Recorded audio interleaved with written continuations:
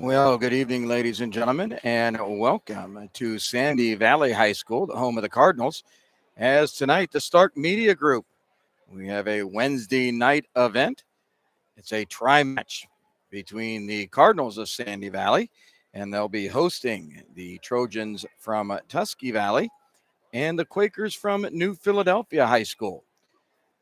So you can see the official has our varsity team out on the mat. The captain's out there. Coin toss has been made as we'll be getting started here shortly. Two mats. They have the middle school group here also. They'll be wrestling off to our left, but we're going to have our focus on our varsity match, our high school match here as we get ourselves underway. Listening to the official, appears that Tusky Valley will have the odd matches, so they'll get choice in and on our odd matches. So coming to the mat, jumping to the table.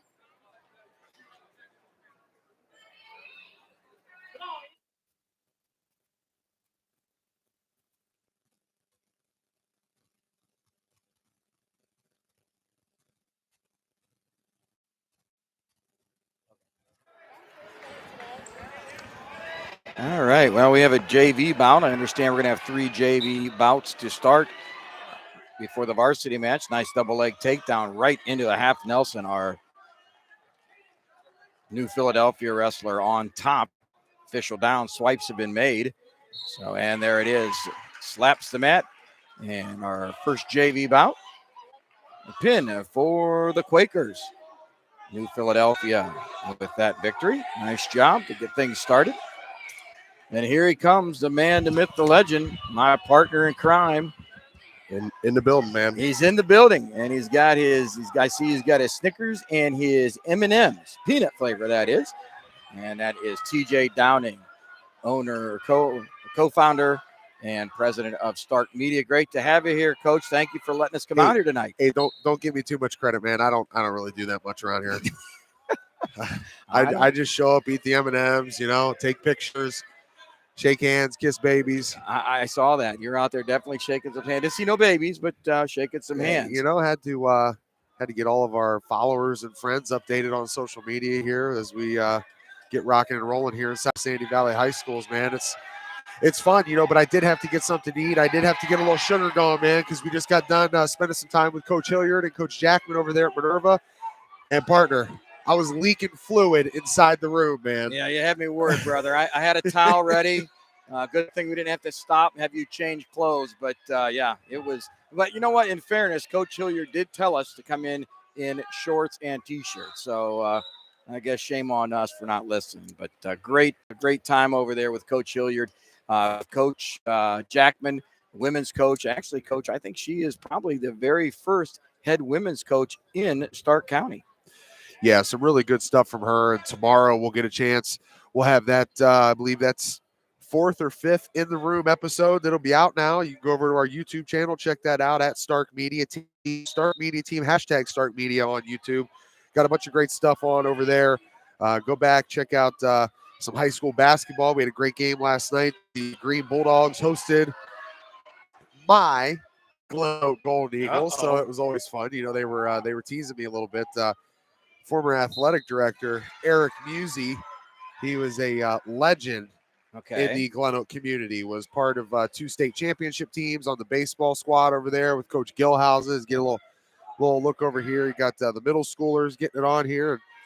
The trainer always taking care of the guys, keeping them out there on the mat. Got to have that as well, as they're going to resume some action over here on the high school varsity mat. But yeah, it was good to. It's really good, Jim, to see. You were a long-time administrator, principal. Winter sports are in full swing, man. Full tilt right now. Everybody's getting into it. You're getting that drive now.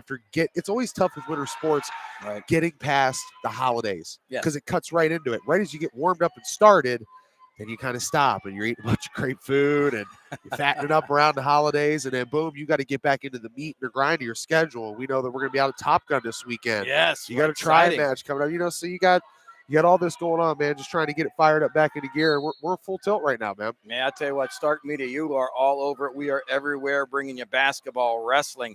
Coaches down the road telling me on the way over here tonight that swimming right around the corner. So this is a place to be, ladies and gentlemen. And tonight you are in the spot in Sandy Valley High School. We got a JV match going on here, Coach. First match there as you're coming in from a snack bar. And I got to say, got those M&Ms. But great job by the Philadelphia wrestler. And right here again, New Philly on top, 2-0. Two big boys. And boy puts that half Nelson in real nice. He comes back, laces that arm. He's got the chin, and this is sometimes we call this the cement mixer. Some call it the chancellor. Either way, we're calling it. This young man doesn't move a little bit there. We're going to be calling this a pin. Official down very nicely. He's looking at the swipes. And New Philly wrestler coming out parallel. We're going to try to stay perpendicular. Jumps back. And, yes, we have a little tap. 3 points on the near fall for New Philadelphia. Saved by the clock as well, right? Yes, he was, Coach. No, we're here in high school, saved by the bell, right? Saved by the bell. Absolutely. I heard they're bringing that back out. Mario Lopez will like that one. All right. Wrestlers go into referee's position. That bottom man down. His job is to try to come up and escape. Top man on top in the referee's position. He wants to grind and work for that fall, but not to be the escape comes. 1 point. Wrestlers are on their feet. Boy, a real height advantage here between our two wrestlers. And stepping through. Oh, good movement and good scramble. I'll tell you what, that young man, New Philadelphia, keeps wrestling, grabs that leg, comes across to a double, and they go out of bounds. They're in neutral position on their feet. Now, Jim, I got to ask you a few things here, and this goes back to some of your broadcasts that we've done with our guy, John Lowry. Shout out to him. Yeah, the Pope. Yeah, the Pope, baby. No Pope sightings here. We haven't passed any of the Catholic churches in the diocese on the way down here, but no John Lowry tonight, man. You're stuck with me, partner. I'm sorry, but baby.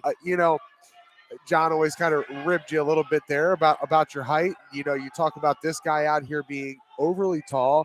I didn't have the heart to tell Coach Hilliard today that my only wrestling experience was over with the Minerva Lions. When my family first moved out here, I told you kind of our connection to Malvern. I was over there, so I got involved in some of the Minerva camps and working on the wrestling mats there. My height at that age, I don't think boded well for me. It didn't work. It didn't translate well onto the mat, even though you see this young man here now. He's working and maneuvering, but do you see with the heavyweight guys, and I think about the guy Reese up there at Wadsworth. Right. Squatty, wide, thick legs. Right. Over a tall guy like this, have you seen that over your years of coaching that your height actually plays a disadvantage to you in this sport? No, I'll tell you what, boss. I'd actually go the other way. That height actually creates a lot of leverage opportunity when you're that taller wrestler, as you know, right? I mean, I'm a little vertically challenged dude myself, little guy. And I wrestled those. Sorry, though, man. You make up for it with heart. Well, that's all right. Yeah, But no, I'll tell you what. I used to call them spiders, right? Even when I coached. And what I would tell my shorter guys is you want to smother the spider. You want to take away that leverage.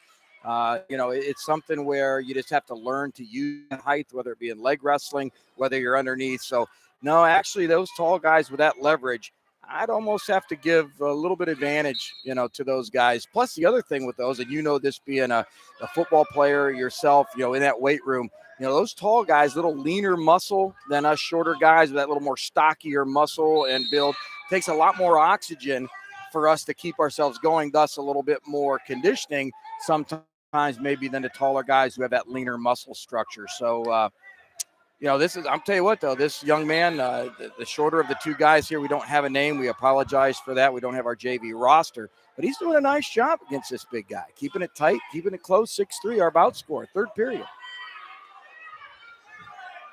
Now, wait a minute. Now Lowry didn't he didn't claim that he was one of the tall guys, did he, Coach? Because him and I, we've been side by side. So he never claimed that. Okay. But what I will tell you though was my experience wrestling down there at Minerva got me through about one tournament. I'll tell you, I took second place, but nice. I ended up like this young man here, and that's why I took second place. I'll tell you what, though. By a guy that was shorter, squattier, and wider than I was. And I said, I don't know if this is for me. But you were on the podium, brother. Now I'll tell you what. You and I've talked a lot of times. Again, yourself. One of Ohio State's great down there. I love hearing your stories, and I love your candor. You said at times where maybe that wrestling would have even taken to another level, possibly at the football, right? With your feet, your hand fighting, your hip position. So, but you had a great career, brother.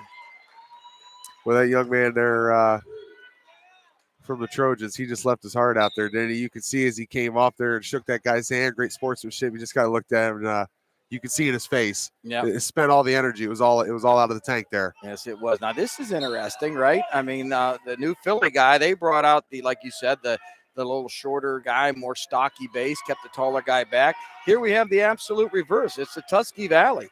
A little bit shorter, a little bit more stocky, bigger guy there, New Philadelphia. But we have 2-point takedown, Tusky Valley.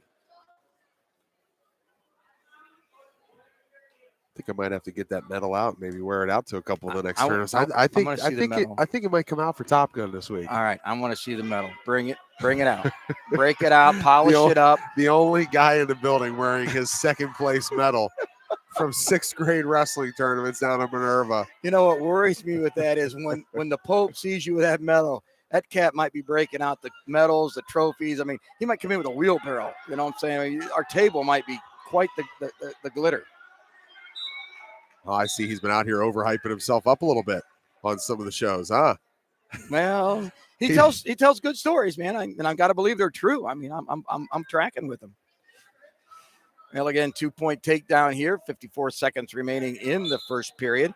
Half Nelson is in the far side. Official making his way into good position. And again, while we have a chance, early on here in our broadcast, just throwing out a shout out to all of our officials. We need officials, don't we, Coach? Yes, we do. We know some of our guys, part of our Stark Media group, our Stark Media team, Brad Scarborough and Jason Atkins, the job that they do, and they constantly kind of tell us, it's not easy when you see how much you get paid to come out there for. Think about these long tournaments. Think about Top Gun coming up this weekend. Oh, man. I mean, you're talking about 9-10 hour days right through Friday and Saturday. I mean, you're starting at 9 a.m., which will be there, but 9 a.m. rolling all the way through. I mean, Championship Saturday, you're going to have matches going on at 7 o'clock, so you're coming up towards 12 hours of action. Absolutely, and that, like you said, that's 2 days back to back of that. So that's a long couple of days, and for these guys, then right, Sunday's the day to kind of rest, right? Day of rest, they're resting, and because they'll put in a lot of time and effort. But we do appreciate them. We need them, and again, if you have any ideas or any thoughts on that, hey, email us. We'll help you find out how to find the information to become an official. Again, not just wrestling, lacrosse, baseball, volleyball. Officials are needed all across our sporting area.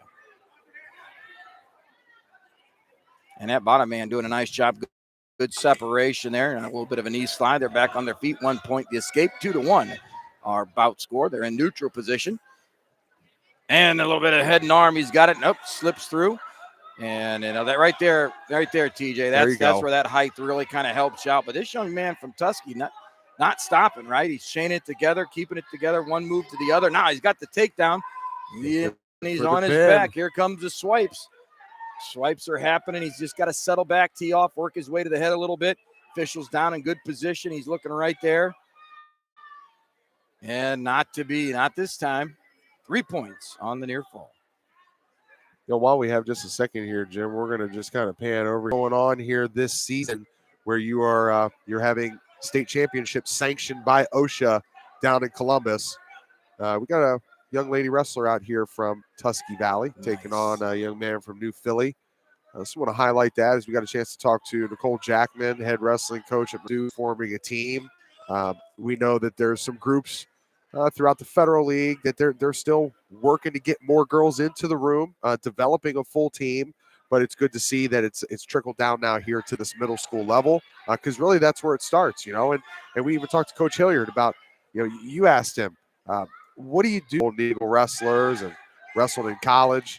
Right. Talk about a guy who's got a truckload of trophies that he could dump out in here. Uh-oh. But Coach Hilliard talked about it as you asked him, how do you get these young kids involved? And it's come out, get into the room. Once you see, there's hard work involved, but it's going to build. that stems all the way back to my father-in-law in the mid-'70s when Roger Bettis was playing quarterback there. Numbers coming through grade school and middle school. No, absolutely. And I'll tell you what, and young good coaches to develop them and bring that. Wait a sec here. Okay. Yeah, I think that. Are they doing same score on both sides? Well, no. I think the clock. About earlier, partner, you were kind of plugging us in here, the different physiques, man, and the bigger guy in this match so far through 3 periods, he's had his hands full. No, absolutely. This other the young man from Tusky, keeping the action close. He's not allowing that leverage to take effect. Now look at here, another 2-point takedown. This time, I'm not sure he's coming off. No, he does not. The mat is slapped. It is a fall pin victory for Tusky Valley. Boy, and how about this young lady over here at the same time? Yep, she just did the same exact thing. Did she really? She just got herself a pin. So the 2 Tusky wrestlers dropping it for 6. Gotta love it. Gotta love it. Yeah, that was great, TJ. I'm glad you panned over there. You saw that. So important. I'm looking down the line here with our wrestlers. In fact, the Tusky Valley, I see a couple more young ladies on the bench there. So that's good to see. Yep. One of those being Tommy Wiseman's daughter. All right. The young girl there with the braids. He said, he kind of looked at me over here. He said, I guess you just kind of figured with my history that this would end up happening. So it's good to see. And a lot of that, your boys did it just like you did and your brothers did. It gets in your blood. It's in your family, whether it's coaching, whether it's actually being out there on the mat. It's a family affair. It's fun.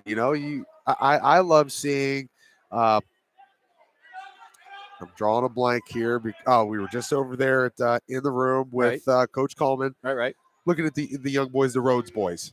Their older brother won a state championship. Now they're in the room. Younger brother, the middle son or the middle brother, he's going for his shot. Qualified last year for states, but wants to have his name on the top of that board. To be able to put that sign up next to his brothers. Absolutely. No, it really is.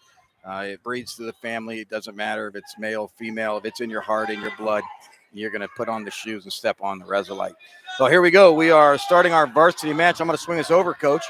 And the first bout is going to be a forfeit. And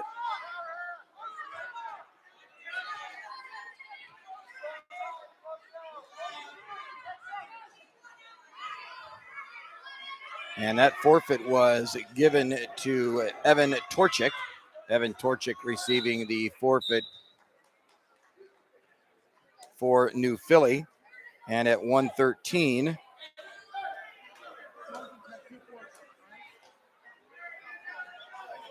I'll tell you what, got to give a shout out here to AD Garth Evans. He always takes care of us when we come down here. He's been taking care of me for some 7-8 years as I've come down here for football and basketball games. And when another guy here down at the end of the table, Joe DeBellis, who's been around this program for a long time, great friends of our buddies over there at the Leathernecks Nation MC, guys like Tim Arnold and David Cunningham, Padre. When I got a chance to talk to him at Tim's Christmas party when he dressed up like the gingerbread man, I saw those pictures, baby. It was quite the sight. Yes, it was. But I got a chance to meet Joe, and he said you got to get down here. He said we got a girl wrestler out here. She's talented. I'm not sure if this is the lady we're seeing here right now. Right now, I'll tell you what we got is we have at 106 was Evan Torchik. He received the forfeit. They bumped Camden Richardson to 113 because Tusky Valley bumped Catherine Secoy at 113.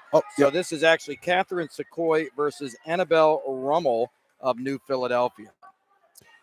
But, Garth Evans, the job he's done down here, he's been in this program here at Sandy Valley for a long time, kind of put us in the driver's seat over here. Matt's side, you got some great statisticians right next to you.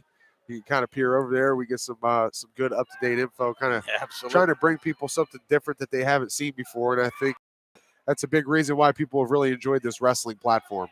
No, absolutely. I'll tell you what, it is nice here. If you remember, when we were over at McKinley, we had to send the Pope quite a few times over to the table to kind of see where we were at as far as. But I'll tell you what, the guy moved, man.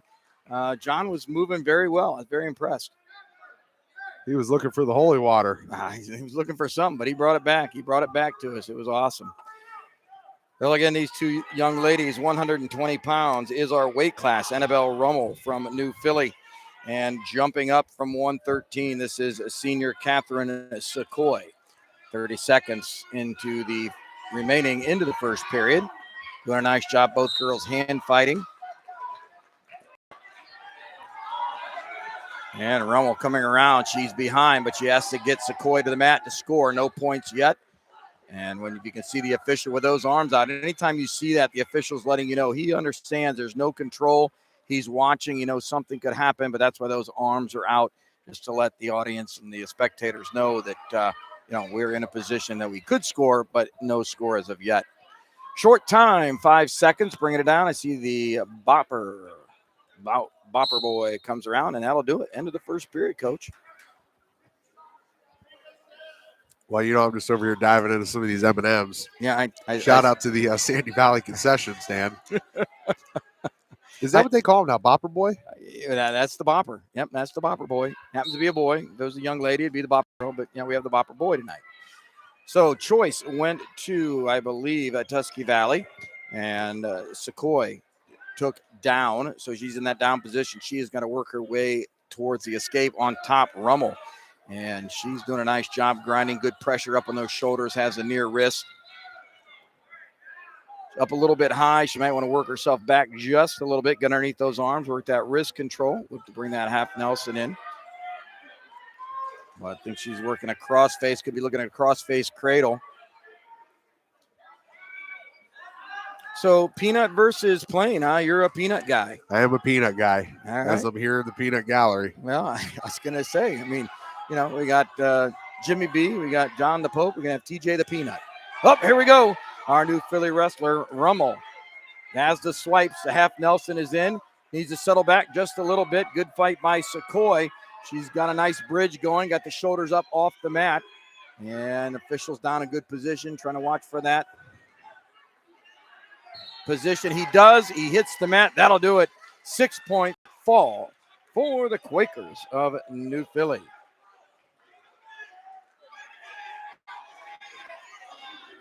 Well, I'll tell you what, partner, I have been impressed thus far with the female wrestlers that we've seen out here. They have been high energy, fast paced, and really, I guess you would say, knowing what they're doing. Some of these girls may have not have been coached up from as young of an age as some of the male wrestlers. No, absolutely. So to see them and how they've adapted and come so far so quick inside of the sport, I hear you talk about it. I heard Art Kali talk about it, how, out west in the California, Oregon, Texas area, they were kind of ahead of the times out there because they saw this whole untapped potential for wrestling with the female wrestlers. And, so I guess you would think that there would be a learning curve greater for the girls. But I'll tell you what, not this gym thus far here tonight. No, absolutely, Coach. And I'll tell you, I've watched our women's team through the USA, the international wrestling out at Fargo. Our numbers have grown every year. The quality, what I want to see is out of Stark County, I want to see more of our girls participating, be a part of that. I hope, Coach Jackman and I are going to talk this spring, try to get some of her ladies over there with Dane Johnson. Dane, of course, the women's coach at Alliance High School. And he's our women's national coach. How cool is that, having the Ohio women's national coach right here in Stark County? Our bout score 2-0, our Tusky wrestler. This is Tyler Weissman. Tyler, a sophomore, and he's wrestling Blake Hobson of New Philadelphia. And we have a reversal, 2-2 Hobson right now. As I looked at the score, looked away, we got the reversal. He's got the legs in. He's underneath. He has a half Nelson.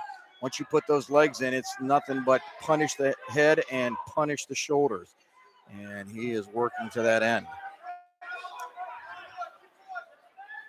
A punishing sport it is. Action, reaction, baby. They come with it. You better be able to give something back. And they're on the edge. Our bopper is out. I see the blue bopper getting ready to count that short time down. 5 seconds remaining in the period.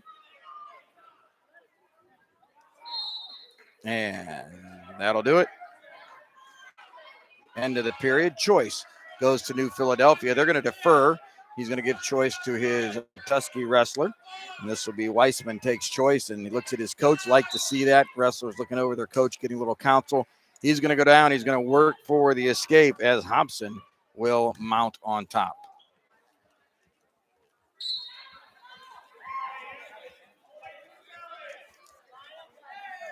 And that first move stopped. That's kind of what that top wrestler wants to do. He wants to work, stop that first move, does so. Working around as Weissman up on his feet. Now he comes down. Just couldn't get those hips around to complete the reversal. Nice job by Hobson to put himself back into position. Right away in the half. And it looks like our middle school bout over on our second mat.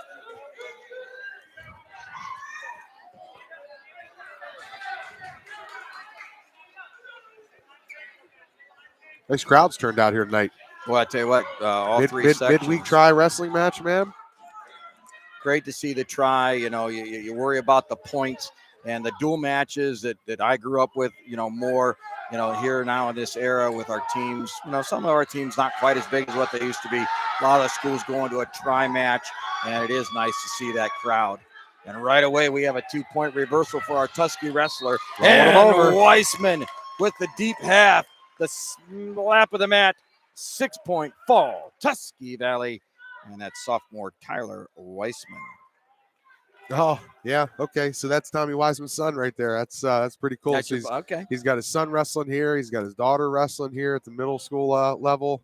That's pretty cool. I know for him and his history around the sport.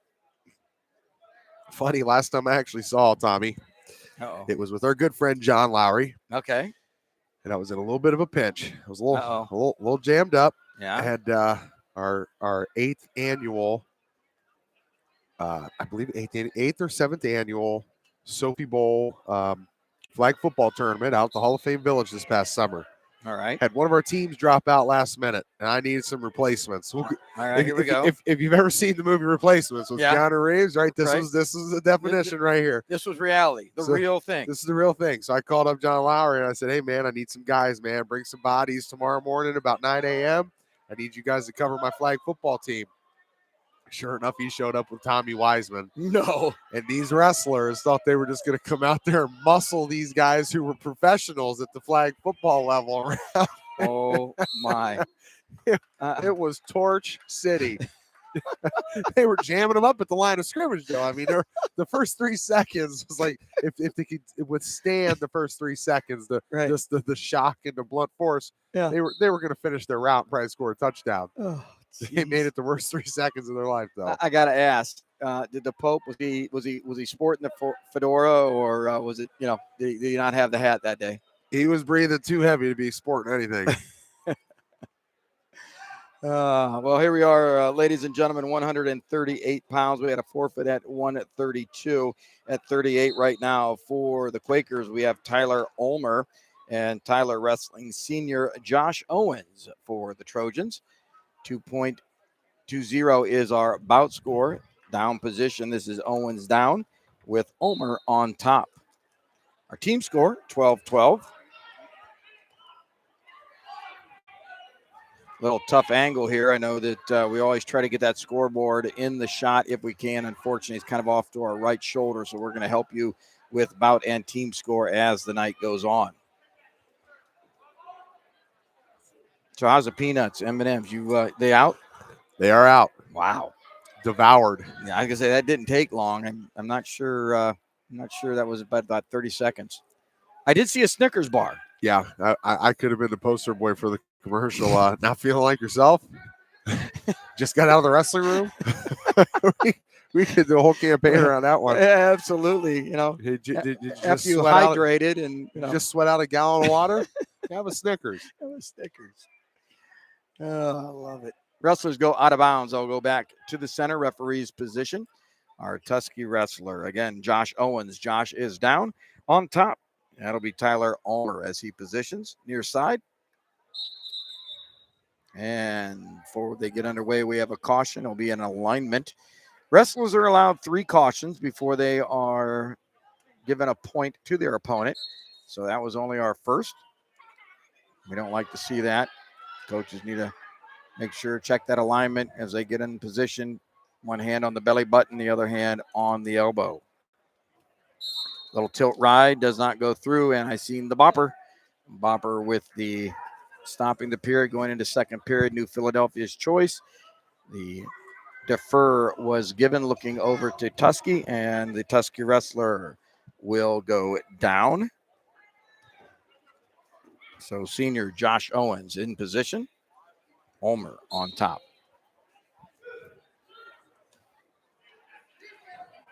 Now you brought some cool news with us our last live event as we were over at Lake High School with the Blue Streaks.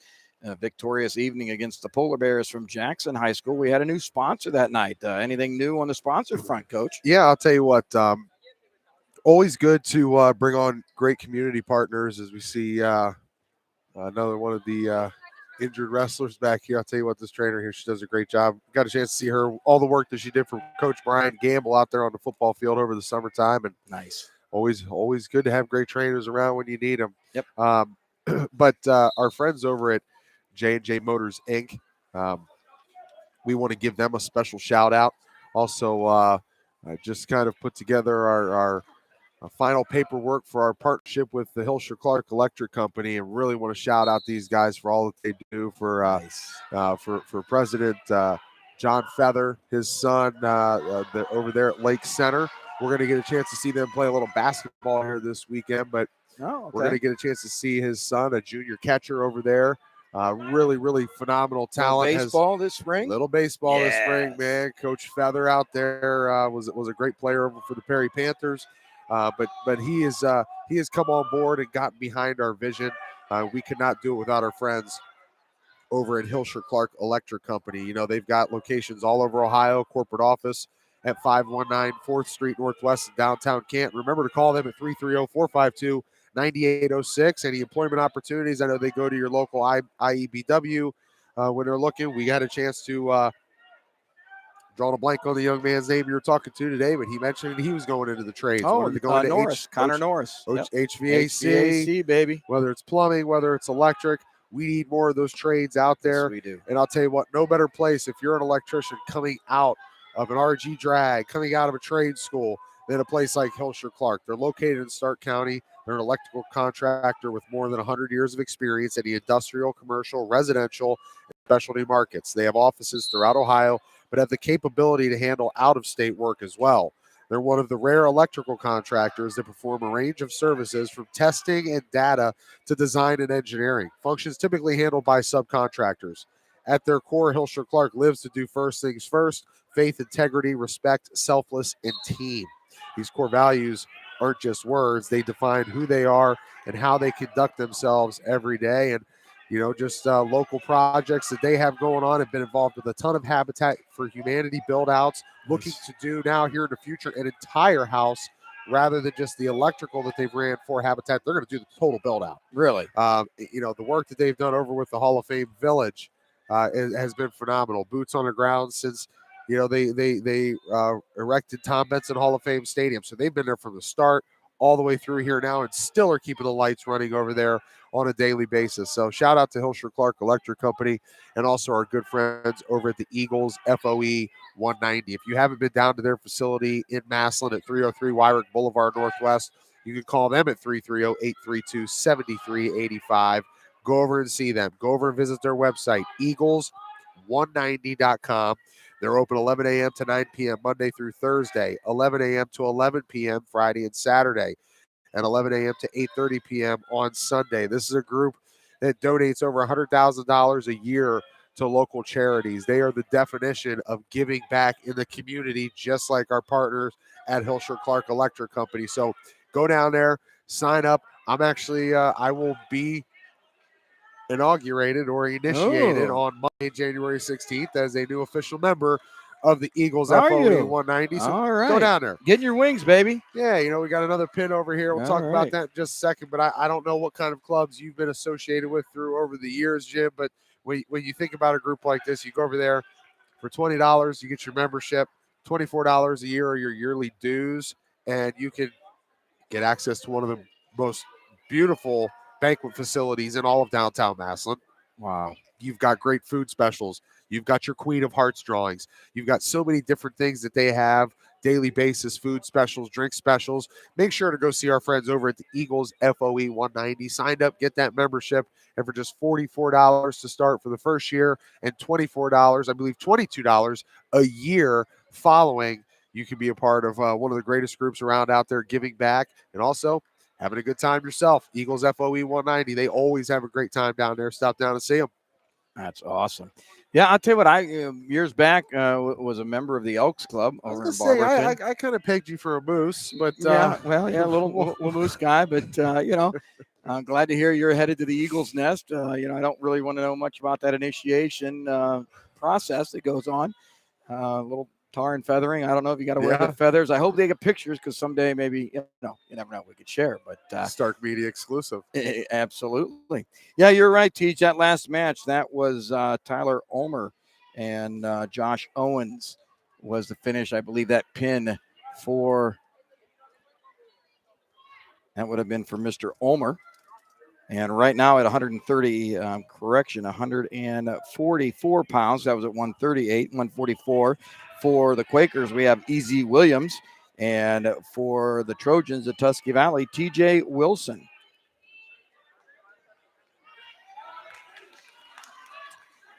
And Wilson just dropped him onto his stomach there. Yeah, absolutely. 2-point takedown right away into the bundle. He's got those arms, and he's starting to turn it.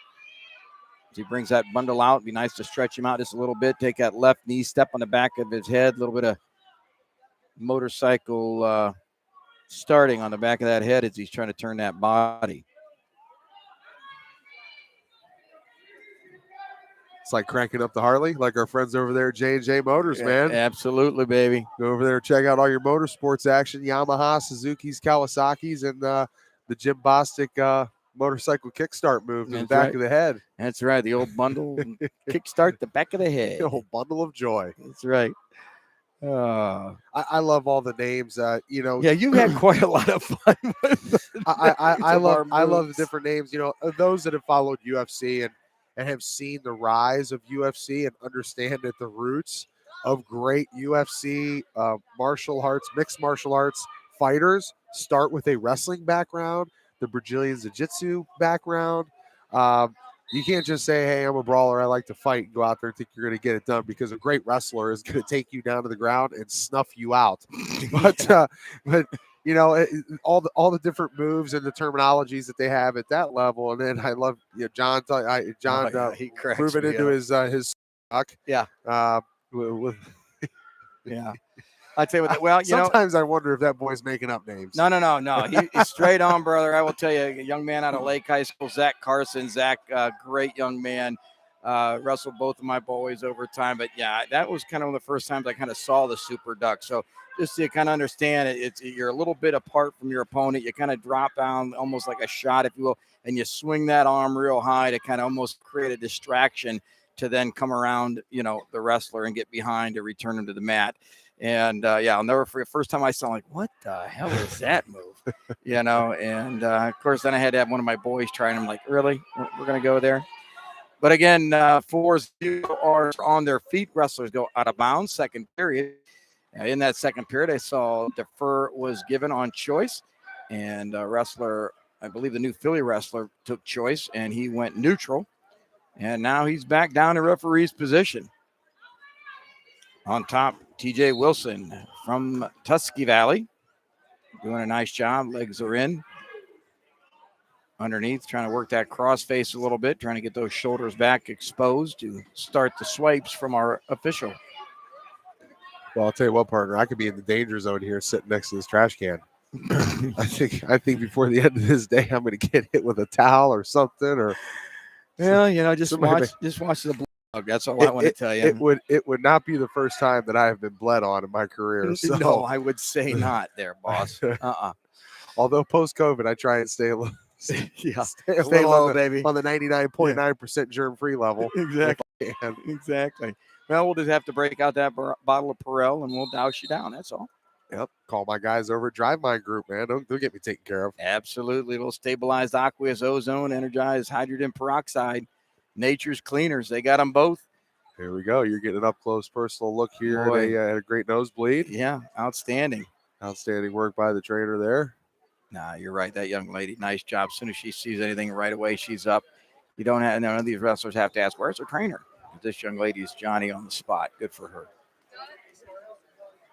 So, like you say, Tej, we're going to be out at Top Gun Friday and Saturday. I think something special happening Sunday also, no?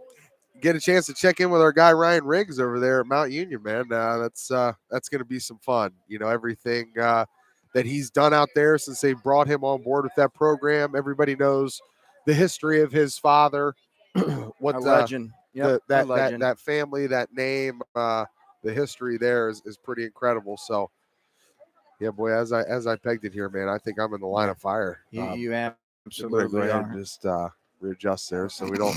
So you come in here, the cut corner coming in there with a little bit of wax to rub in that eye there, get that nosebleed to stop. Cut me, Mick. Cut me. But yeah, being able to head out there to Mount Union to be able to catch up with the Purple Raiders. We had him on at the 62nd annual Hoover Holiday Tournament. Talked to Coach Riggs. You got a chance to, John, Hey, myself. we saw him at the Ironman also. Yeah, man. Scout the talent. And hey, I believe there's somebody you need to let him know about. I believe Mr. Caden over there. We talked to him earlier. Caden over at Minerva. Okay. I think Mount Union could be a good landing spot for that young man. You know what? I did kind of shout out Coach Riggs a little bit there. It's backyard, man. You just cruise up from Minerva, go up 172. Keep our Stark boys right at home, right? Man. Keep them at home. Yeah, you're right. Ryan's done a great job over there. Of course, we know the Purple Raiders, their football program, obviously second to none there in that division. And I know Ryan is working the same to create the same atmosphere, the same run of championships as the football team. So, yeah, we're real excited. I think it's going to be our first. Actually, I think that's Stark Media. That'll be our first college event, no? That'll be our first college event for wrestling. But not our last, right? And not our last. You know, we've also been fortunate to put together some great partnerships around the community as far as just putting our broadcasters out there and kind of not only as we always try and develop our skills, bring you better content from not only what comes out of our mouths, but what comes out of our video cameras to what we the content that we put out there on a daily basis, but doing it at whether it's a middle school, youth level. We're going to get out there before the end of this month, and we're going to check in with the Glen Oak Golden Eagles, who host almost 2,000 youth wrestlers every Sunday. If you haven't seen the show over there, it's phenomenal. We will bring that to you as soon as we get a chance to get out there. But to have to really be able to have a chance to go and cover Mount Union and get to the collegiate level would be a great thing. No, absolutely. And I'll tell you what, like I said, and I didn't mean to, Oh, you're good. The last time, because I'll tell you what, we have been very blessed at Stark Media to be approached by Case Western Reserve. Case Western will be hosting the Division III regionals, one of the regions this year. And they've actually reached out to see if we'd be interested in broadcasting those championships. And by all means, Coach Malave up there does a great job. We're very excited about that opportunity. And we appreciate, I guess, a couple of our listeners out there giving us some feedback. We apologize, I guess, a little bit with our sound coming in, coming out. We're going to work and take a look at that. TJ always does a great job on the technical side of things. A tough part, a lot of times when you're in these gyms and running the Wi-Fi, you get the best signal you can. You do your best you can. So bear with us. And we, though, appreciate you're with us tonight. If you are online, I know John always tells everybody, listen, hit that like button down there. Give us a little bit of love with the like if you like what you hear. And as always, any ideas, any suggestions, we're always open. You can email us at starkmediateam@gmail.com.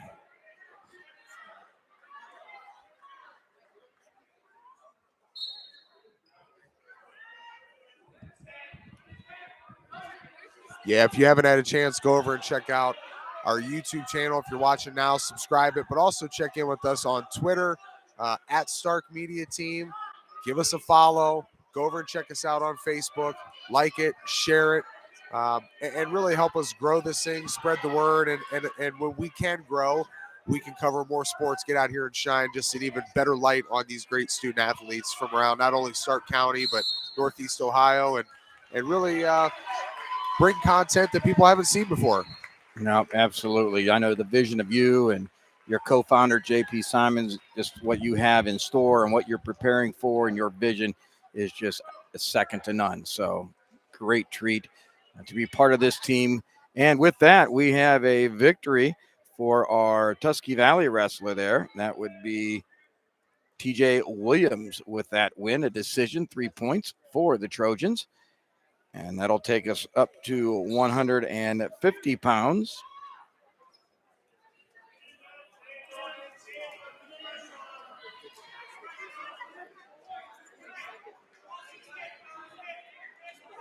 And at 150 pounds, we have Ethan Pierce for the Quakers.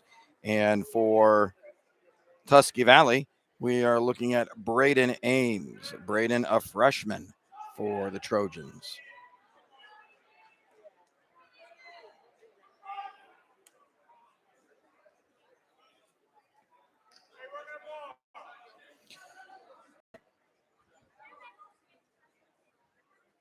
And the 2-point takedown for Ethan Pierce as Ethan opens it up with the score. 24-9 is our match score.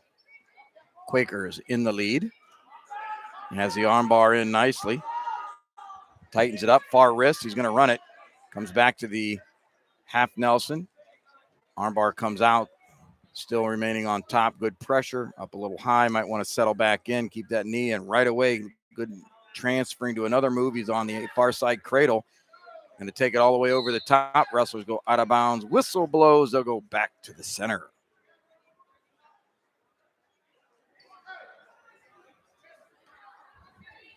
And the freshman for the Trojans will go down in referee's position. Again, Braden Ames waiting to get the word to mount. That'll be Ethan Pierce.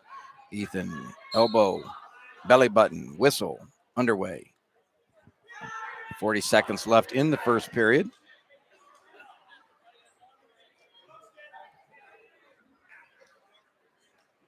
And Jim, I believe we will have will be Sandy Valley, New Philly, or Sandy Valley, Tusky Valley, who will be up next. Good call, Coach. It'll be Sandy Valley and New Philly. Usually in the tri-match is what they do. Home team always sits out that first bout, and then the second bout will usually be the team that is farthest away. So New Philly traveling the farthest, they will go both of their two matches. That way those guys can get on the bus and head back down to New Philadelphia. So, yep, Sandy Valley, New Philly will be our next match. I got you. I guess when you start to think about logistically, kids having to get back up and go to school again tomorrow, the later you keep them out, the tougher it is not only to get up the next day in the morning after a competition like this, but, you talk about the homework responsibilities, everything, I guess, coming up preparation-wise as you close out the winter semester. That's it's smart that you do that, give that group a chance to get a little bit of a head start on the road. No, absolutely. As we know, all these young men and women around the mats here are student athletes, student first, right? So always need to be concerned with the classroom. And you're absolutely right, Coach. Want to get them home, make sure they get a good night's rest, get their homework done if it need be. But yep, that's how they usually run the tri-match. Well, in the second period underway, 5-0 our bout score. On top, that'll be Ethan Pierce, and he's got a nice cradle in near side, drops it back. Needs to get that bottom knee in the side a little bit better position. There he goes. He scoots it out. There's the bottom knee. Back in there's got to settle in. He does. He's got it settled down. This could be it, and it is. And the fall for the Quakers, your winner at 150 pounds. On the board, 30-9, our match score. Well, while we have a little break here before we get this next match underway, let's talk about some more of our partners here. It's a Stark Media team. Apologies for that. Those peanut M&Ms, buddy. Clearing out some of those peanut M&Ms. A wise broadcaster once told me from one of our competitors, I won't mention that name, Okay. said, we used to play jokes on each other. You bring little snacks to the game. I'd give him some beef jerky. I'd give him some pretzels. I said, I'm going to try and get you as salty as possible before you start this broadcast and see how much fun you have getting some of those bigger words to come on out. You know what? Before we, you just threw something out there to the Pope.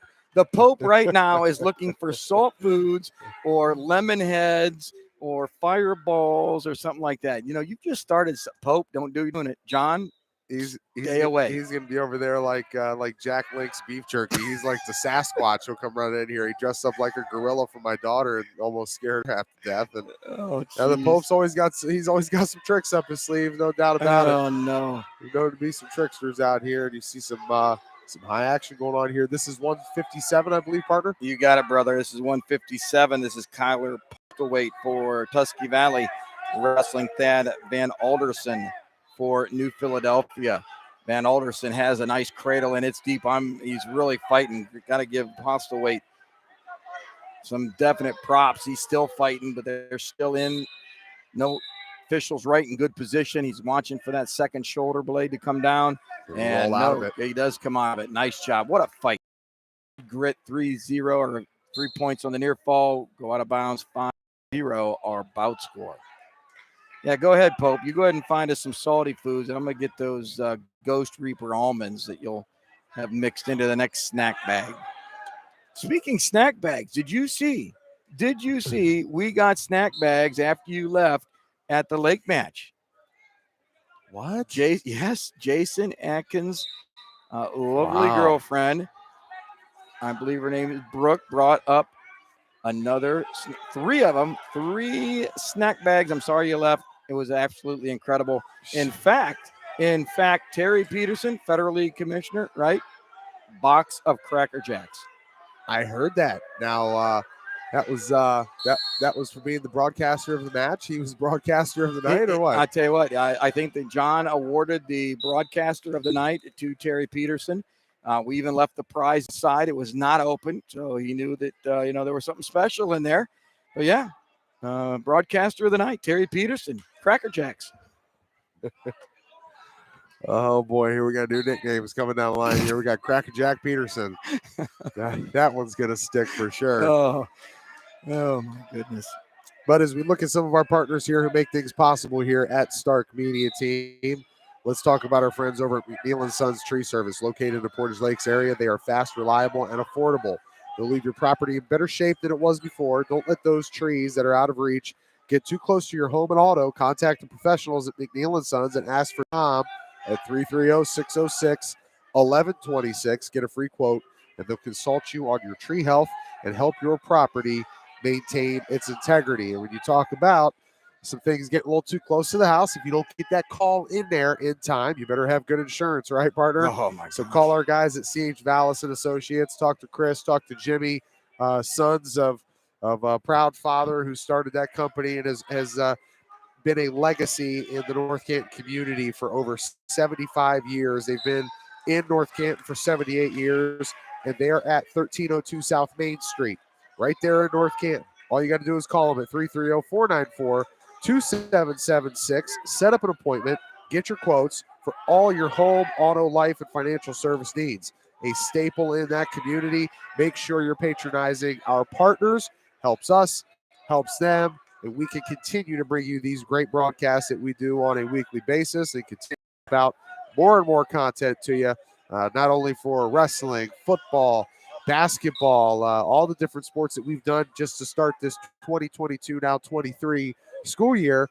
But as we continue to look towards the spring and we look towards more women's basketball, the men's basketball, we've been able to get out there and do some great broadcasts with our partners over at Walsh University. So again, as Jim, you mentioned, youth, middle school, high school, collegiate, if it's going on here inside of Stark County in Northeast Ohio, we want to continue to be the ones to bring it to you the best that we possibly can. And you talked about it, got a little something coming up here in February, man. Case Western. Yep. Should be a pretty fun time. Outstanding. Now, I'll tell you what, Stark Media, we got you covered, don't we? Now, those from are youth to college. The regional quarterfinals I believe. Well, I believe so. I believe so. So those regions again throughout. When we get closer to that time, we'll let you know where those other regions lie throughout the nation. Right, exactly. And those wrestlers making that trip then, to that D3 national tournament as that journey goes underway. So that'll be at the end of February. February, I believe it's 25th and 26th. It's a Saturday, Sunday. We'll be up at Case Western bringing you the D3 regionals. Talking to some of our sponsors, I'll tell you what, one of the sponsors that, I'm going to throw out there, and I'm going to let you just share because I know you've already been there, Lindseys Pizza. Oh, Word on the street, brother, is, it's the best pizza around. So, I don't know. You've definitely had the Lindseys Pizza, I take it. without a doubt. I've consumed some product out of that place. John Lindsay does a phenomenal job. They've got breakfast pizza. They've got the square pizza, the home of that square pizza. All your different toppings. They got the chicken, the pizza, the calzones, the salads, the subs, the sandwiches, whatever you need for your game day foods. Call them. Located at Hillsdale Shopping Center at 2827 Whipple Avenue in Canton. Call them at 477-3800 or order online right now at lindseys.pizza.com. Open till 11 p.m. Again, the we'll call it now, post-match preferred pizza of the Stark Media team. I like that. Absolutely. Well, I'll tell you what, our boy Connor Norris today over at Minerva, we asked the guys, hey, season's over. You're looking for that go-to food. Where you going? He goes, oh, man, I want barbecue chicken pizza. I said, all right, word is Lindseys is where you want to go, brother. So, Connor, if you're out there and you're listening, Lindseys Pizza, we're going to be there. I can confirm that they do have a barbecue chicken specialty pizza on the menu at Lindseys Pizza. It is. I've had it's it. Official. It is phenomenal. Maybe you have to order one here on the way back up. Yeah, I got to ask you, M&M Pizza? No? Can't do it. Okay. Just want to check. 12-4, our bout score here at the 157-pound weight class. Wrestlers go out of bounds. I saw the bopper touch. That ends the third period. Victory goes to the Quakers. That'll be Thad Van Alderson.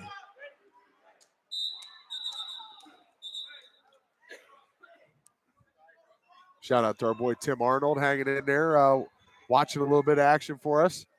Timmy Arnold says loves the camera placement we got going on. Sounding good down there in Sandy Valley. And we appreciate those guys over at the Leathernecks. How about we talk about them here for a second as we get into this let it go, brother. Period. Those guys just amazing. Yeah, I'll tell you what, they're really, for me, there's really no better cause that you can get behind than what our veterans, our military personnel, men and women, what they do for our country, the sacrifice that so many have made, and so many of their brothers and sisters have not made it back home. So we fight for them. We talk about them as we always do here. The Leathernecks Nation MC, they give back to their community as well. Now, multiple different ways to give back. They've got partners with the SAM Center. They're partnered with Save22.vet. So let's talk about that group here real quick while we have a chance. Because, right. The battle for veterans, it continues even after they've returned home from war. Fighting PTSD, health battles, suicidal thoughts, and more. Every day, 22 veterans commit suicide, losing their battle against their demons. And guys like Tom Indorf, founder of Save 22, along with my buddy Jason Rutledge, hacker, who's doing a phenomenal job for us over with the Stark Media team, getting us outfitted with some new digs as we get ready to celebrate our 1 year anniversary. So happy birthday. We've got some stuff coming up here, man. A lot of it starts with our buddy down there at Save 22, Jason Rutledge out of Carrollton. But then Tim Arnold and Padre, David Cunningham, all those guys over with the Leathernecks Nation MC. And our friends Dave and Brian Bowman, along with Lucia at the SAM Center, they're standing up for their fellow soldiers. Save 22 Veterans was founded in Carrollton, a resource for veterans, first responders, and those in need alike, focusing on veteran suicide prevention and awareness locally and beyond. Save 22, a veteran-run organization, offers a number of veteran therapy programs, from professional racing, fishing, camping, and outdoor adventures, or just a shoulder to lean on or an ear to listen to. For more information, visit their website at save22.vet or follow them at Save22 on social media by searching Save22-Veterans. Any help you can give to them, donations over to the SAM Center. Please, absolutely. Again, a fishing trip.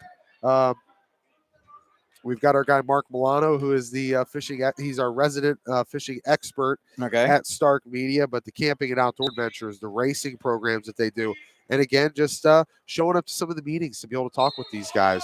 It's been pretty cool. I know my dad's an amputee, and they've got some different things that they do for some of our soldiers that come back that have lost limbs, and some just being able to talk about it. Too many people when we talk about mental health, Right. don't talk about it, because you've been trained to be this warrior, this tough guy, this killer, and that mentality, it carries over to the battlefield. But once that time is gone, you've seen some things that you got to be able to talk about. You've got to be able to really take back your life for what you have given of your life to your country. And there's no greater sacrifice than that right there. That's why we hang the flag in these gyms everywhere we go. And we honor all of our soldiers, men and women alike. Yeah, absolutely. We cannot ever say enough and give enough love and support to the men and women that wore the uniform. God bless every one of them. God bless the work that Save 22 is doing. Amazing. Well, I'll tell you what, we're at 165 here, partner. At 6-1 is our bout score. Wrestling right now is for the Quakers, Edgar Mia Ramos, and he is taking on Ruger Huntsman. Ruger, I hope I'm saying that correctly. He's jumping up from the 157 weight class to 165. He's a senior, and right now down 6-1 as Mia Ramos is working that arm bar, has it in deep, good position, has the far wrist, and he's walking it. He's got that far shoulder in the mat, and there he goes. Referee gets down, has not broke the plane. I don't see the swipes. Now the swipe should come, and I saw two, should be at least two on the back. Readjusts. He's going to settle in. Needs to settle back to bring that near shoulder down. Does so. Far arm is trapped. And there it is. Slap of the mat. A fall for New Phillies. Edgar Mia Ramos. Your partner, we've seen a good bit of pins here early on this evening, right? Absolutely.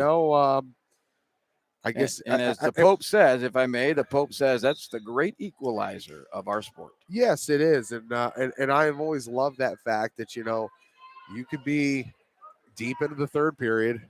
And I know you guys often talk about 5-point moves where you have the ability to score quickly enough if you're trailing 8-4 to be able to take over the lead. And you could do that. We saw it up at Ironman. It was done within the last 10 seconds of a match one time. Yep. But also, hey, you could be trailing like 7-8 points. And as John said, you go desperado style. He is the desperado. But you throw something out there, and if it lands, you've been trailing this entire time. And as I again always hear you guys say, you can't find that in any other sport. Right. Doesn't happen. You're winning by that much. Typically, you're going to win. You don't have a 15 point. You don't have a 15 point. You don't get 15 points for shooting it from mid court and making a bucket. Just doesn't happen. So there's things you can come back from in certain sports, and when it looks like it's all for lost, you get a pin in this sport. Boy, rights a lot of wrong. First 2.5 periods. Absolutely, and I tell you what, it makes that team score tighten up very quickly. But right now, our team score a little bit lopsided, favoring the Quakers of New Philadelphia. 40-9 is our match score. And right here at 175 pounds, this is for the Quakers, Stephen Jimenez Pascual, and he's wrestling Logan Postlewaite, brother of Kyler. Kyler wrestling a little bit earlier here this evening. Again, you talked about it, Coach, right? Just that family, the brothers, always seeing the brother line up. And now, of course, brother-sister, right? As you talked about Coach Weissman and his son and daughter. Yeah, he's over there talking with those with his Trojan coaches there. And, when you get pointers like that, I believe he was part of wrestling for Coach Sikora. It was real close with the Sikora that wrestled there at Glen Oak alongside him and John before they all kind of split their ways. And John had gone up there to Walsh Jesuit, but that core group of guys that when they trained together, whether they were wrestling at Glen Oak or they were wrestling in other places, when you talk about Weissman, Lowry, Sikora, Latavo, all the great wrestlers from that time in the 90s, late 90s at Glen Oak High School, wherever they ended up going, they all had huge success. So that was always fun for me to be able to see, because these were guys that I grew up alongside, competed against, really. I told you on our ride over here, in that small little area of Malvern where you got 40 kids in your graduating class, your competition level has a ceiling. When you get to a public school up in Division One Canton area, a McKinley, a Glen Oak, a Massillon, a Jackson, there's no ceiling because Right. there's so many boys in that school that will constantly push you. And knowing that the school right down the road, and people always get mad when they say this, Massillon Perry, Massillon Jackson, Massillon Washington. It's correct, but they don't want to be called that. Massillon wants to be called Massillon, Perry wants to be called Perry, and Jackson wants to be called Jackson. But knowing that you've got another 300, 400 boys there, 300, 400 boys there that you're going to be competing against, man, it tests you. It challenges you. Absolutely. And for me to be able to grow up around those guys when I hit the 7th grade level, that elevated my game because I knew I had to adapt or I wasn't going to make it. You don't want to be like the dinosaurs, man. Adapt or die. Yeah, I was going to say either adapt, die, or thrive. You got a choice. Big fish in a little pond or little fish in a big pond. You make the choice. Well, right now at 175 pounds, again, great match here. 6-2 our bout score. On top, it's been going back and forth. Our Tusky wrestler, Logan Postlewaite, in good position as he settles back in. Official, he's down. He's watching for the fall.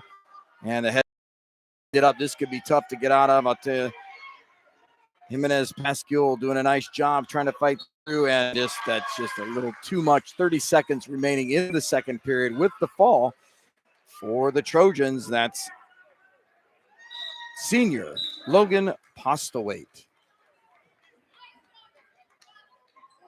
Another tall fella coming out here to the mat. I'm not walking next to those two dudes. You know, partner, you and I just recently got a chance to meet here over the last few months. And I got to tell you, one thing I don't know about you is your music taste or preferences. But I got to give a shout out here, man. Just kind of throw some Twitter stuff out there for our followers. Okay. To be able to see what we've been doing earlier today over at Minerva and what we're doing here at Sandy Valley. And I come across one of my all-time favorite guitarists has passed away, Jeff Beck. Oh, no. Boy, from the Yardbirds, Jeff Beck group.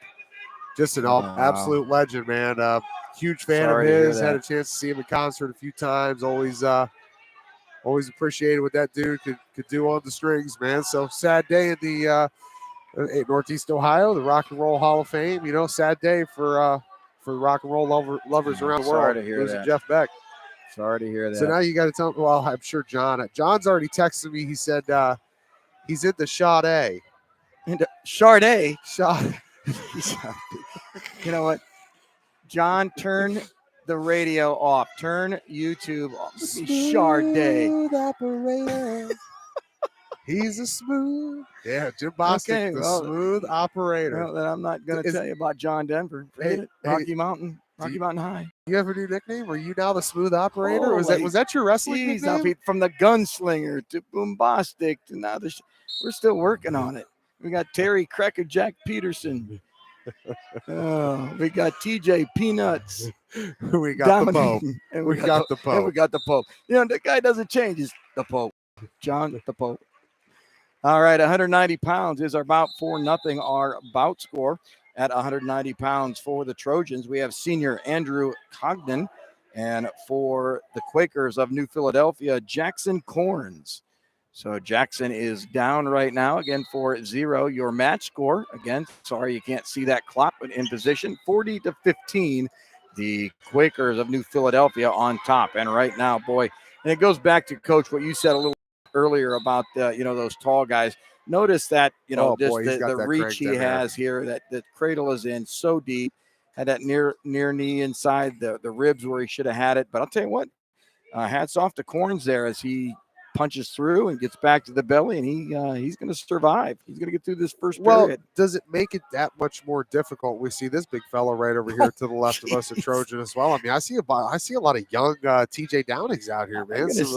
They're not horses yet. We'll just call them. My guy over at Central Catholic, Jeff Lindesmith, he calls them ponies. They're just ponies now. All right. But they're getting ready to that guy's going to grow in a horse's body. I got to ask you then, what the heck are you now? I mean, you were a horse, you were a pony. Are you out the pasture? You're the stud? Is that it? I mean, you're spreading the seed or what? I'm a thoroughbred. Oh, yeah. I've hit my stride, so to say, as I'm coming up on my 40s. Oh, but I'll tell you what, you're absolutely – I mean, this young man here, you're going to see him here in just a moment, folks. You know, he can look at TJ right in the eye. I walk up that guy, I'm looking at his belly button. I mean, seriously, that guy got any lint? If so, I'm finding it. Wrestlers go out of bounds. 8-0 our score. 1:45 in the second period. Our Tusky Valley wrestler in the lead. Must be something in the water down here, I guess. Well, you know what though, brother? Here's what it is. This young man coming up at 2:15, name is Ben Cogden. So I'm gonna go on a limb and say either brothers, but when you look at him, I'm gonna almost say probably twins. Well, unfortunately for that, can't do that, can I? I just saw it. So the senior Andrew Cogden, he got the short end of the stick here because he's and the fall is there, Coach. Cogden gets it, and the pin goes to senior Andrew Cogden. Well, you know the senior, he comes in at $190. Now the young freshman Ben, he's going to be a 215er, and then the sophomore 285, Dylan. Oh my gosh, I didn't see that. The Cogden, look at that.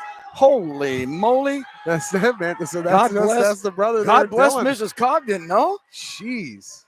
Holy smokes. She's got an army around her.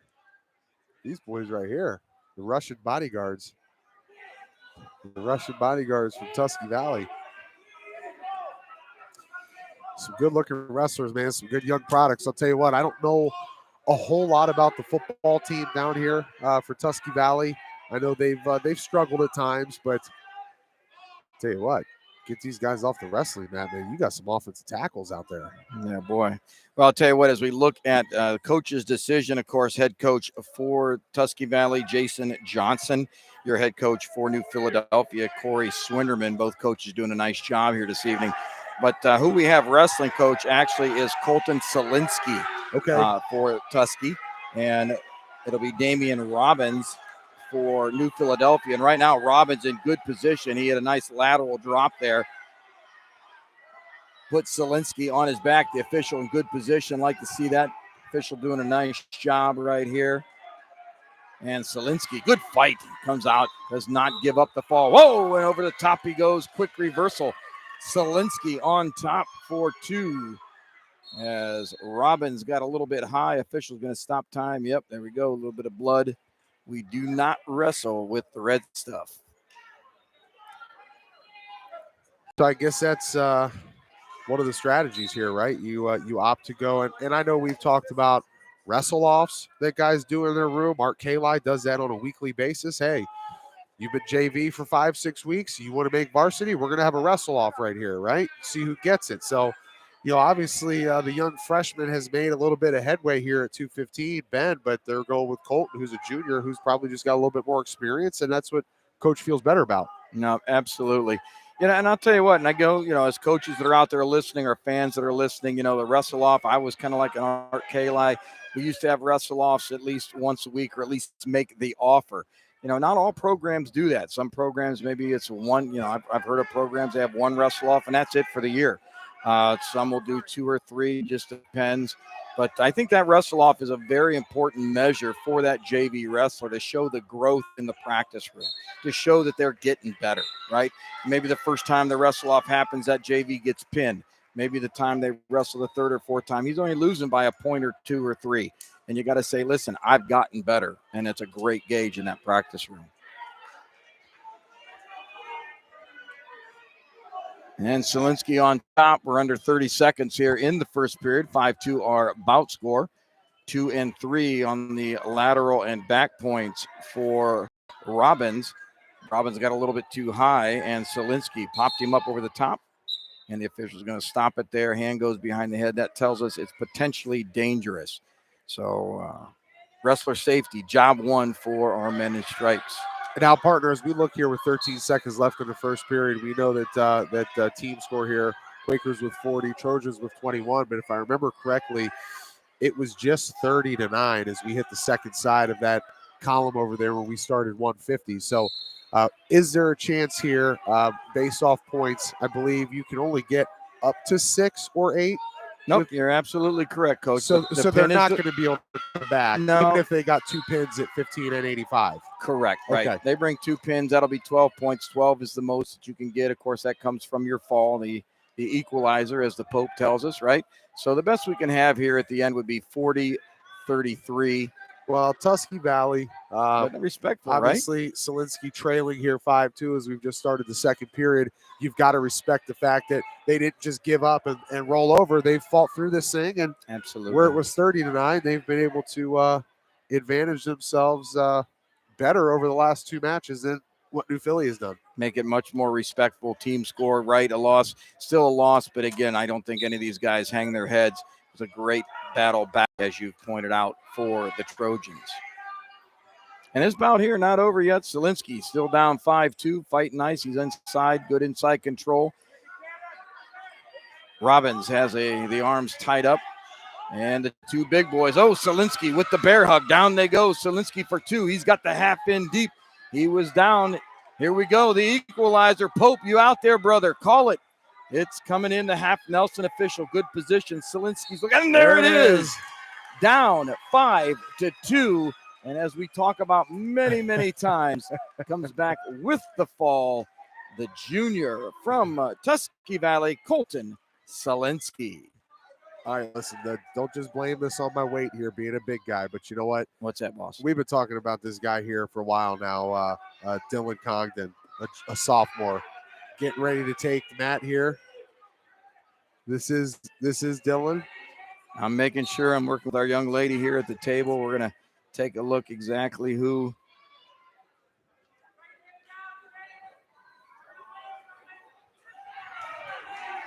So he's going to be taking on Garrett Dylan Ryan. Correct.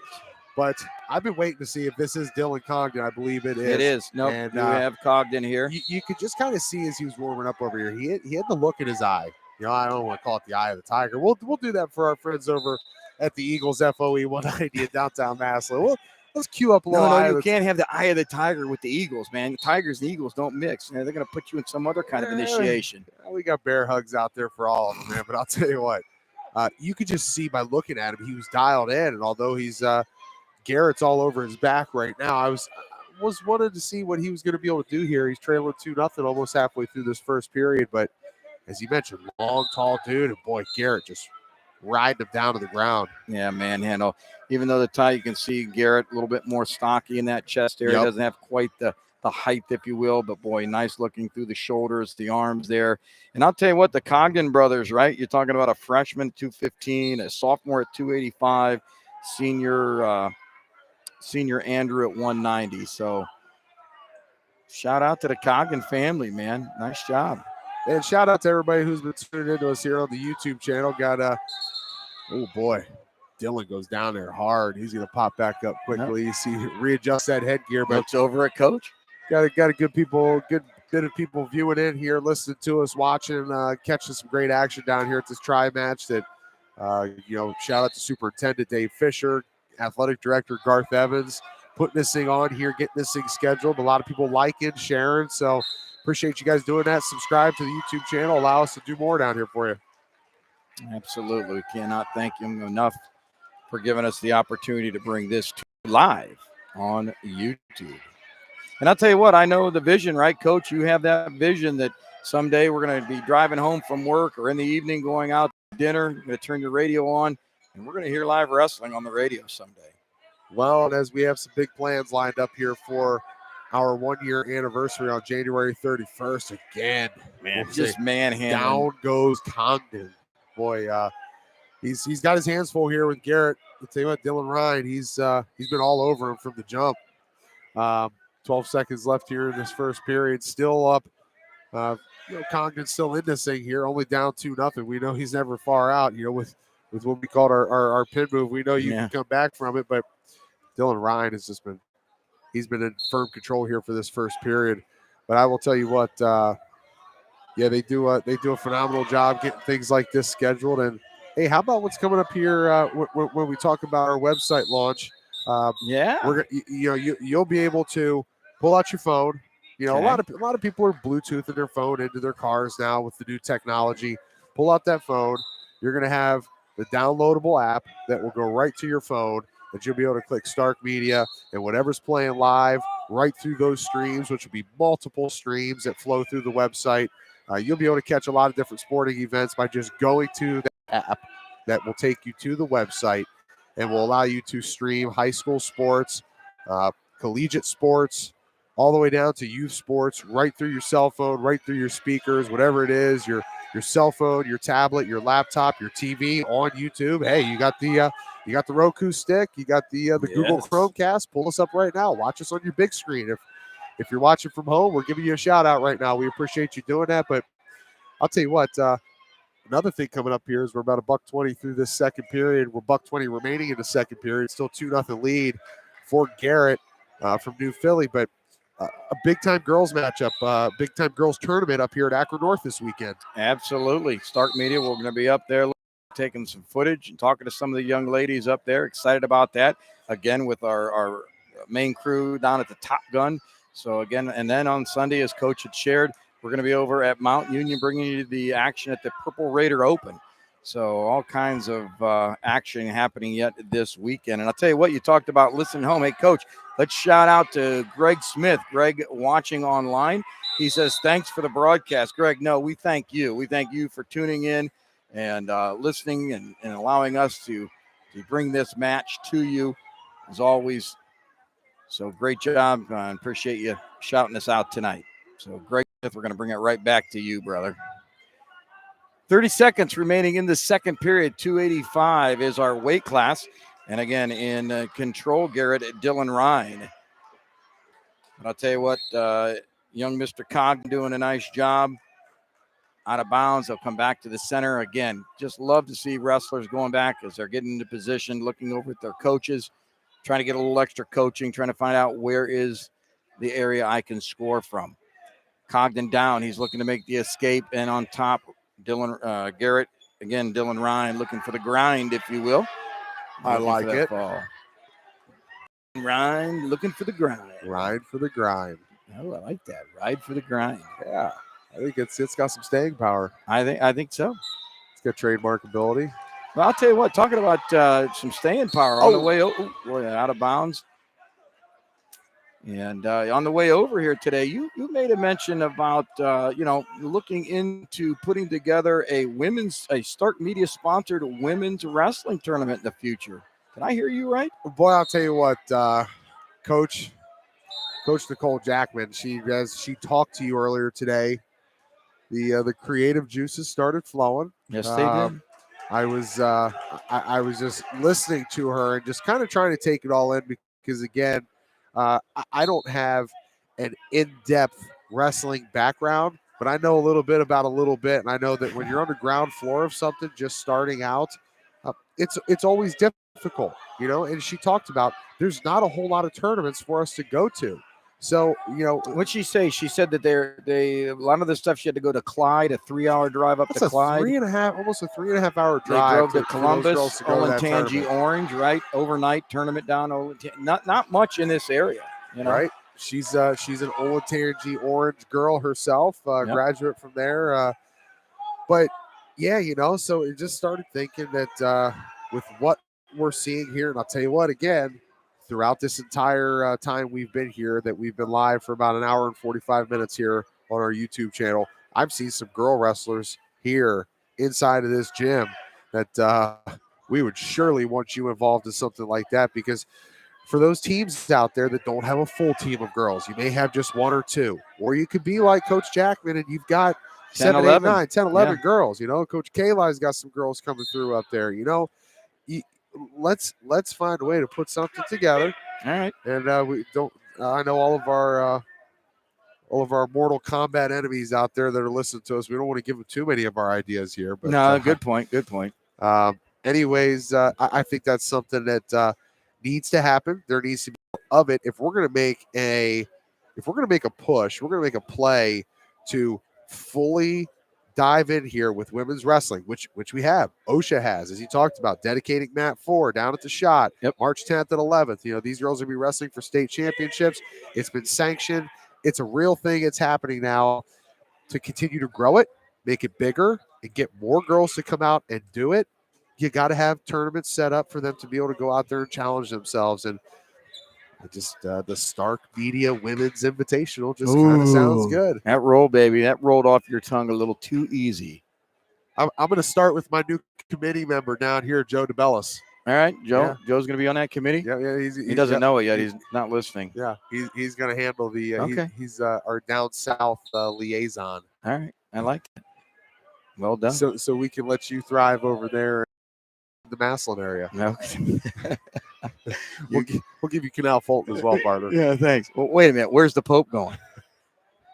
Well, as we talk too, Yes. some different ideas that when you don't have enough to make this a big thing just in Stark County, do you look to do maybe a Stark Summit County matchup? Mm-hmm. So Tuscarawas County, something close, right? The Pope is now the Summit County liaison since he knows the Cuyahoga Falls area well.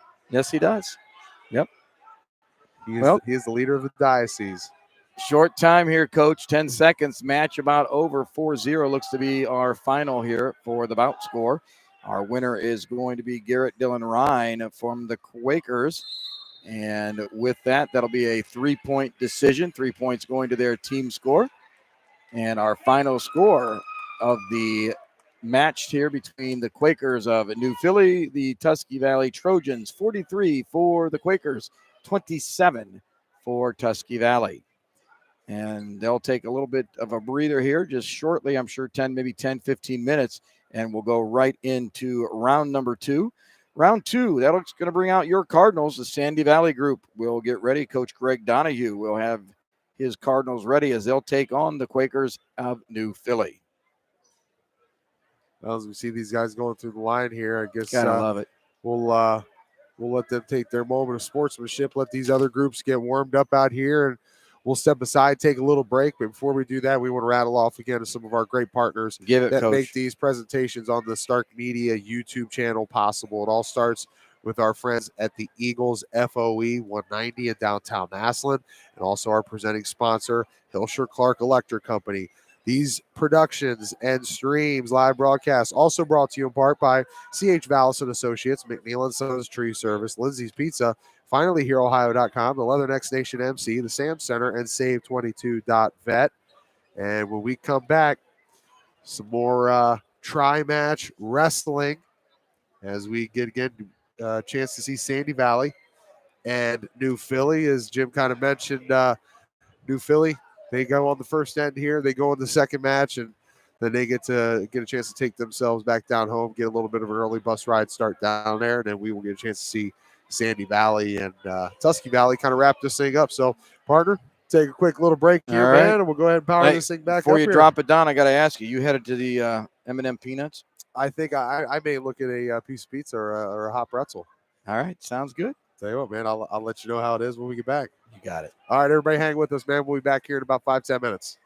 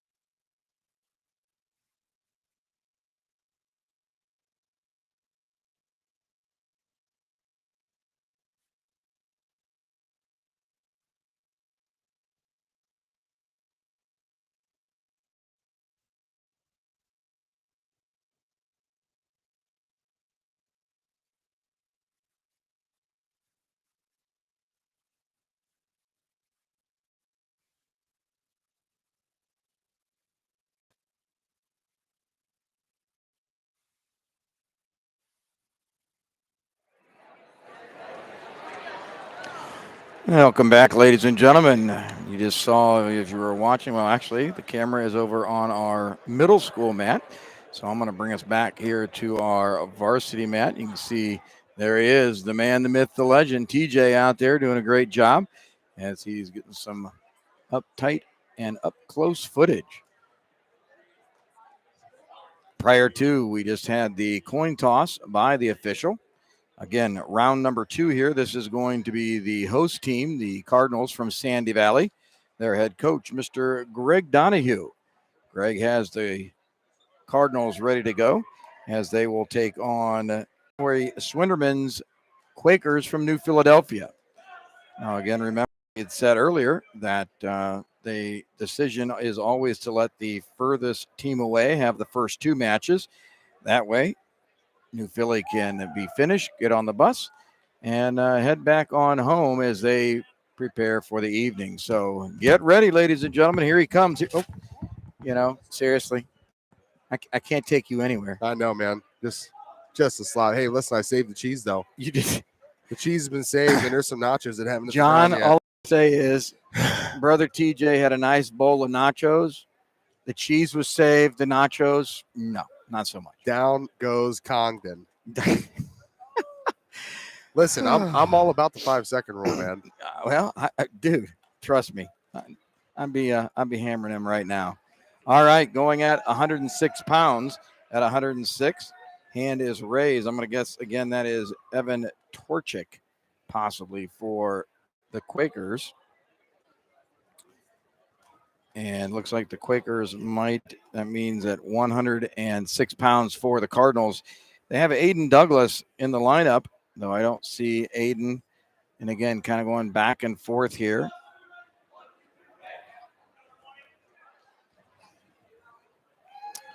And that'll be at 113 pounds. That's going to say possibly Camden. I don't think so. I'm not sure that we have that young lady's name on our roster, Coach. So the Quakers going up 12-0 with the first 2 with forfeits. And that's going to take us, well, actually, I'll tell you what they did that was Annabelle Rummel. I think we had a double forfeit at 13. So Annabelle Rummel received that second forfeit. We're now at 126 pounds. And you talked about this young lady. We were going to try to get down and do a little interview with her. This is Madison Vickers, a sophomore for the Cardinals, versus Blake Hobson from the Quakers. So what do you got? You got a little 411 on Miss Vickers here?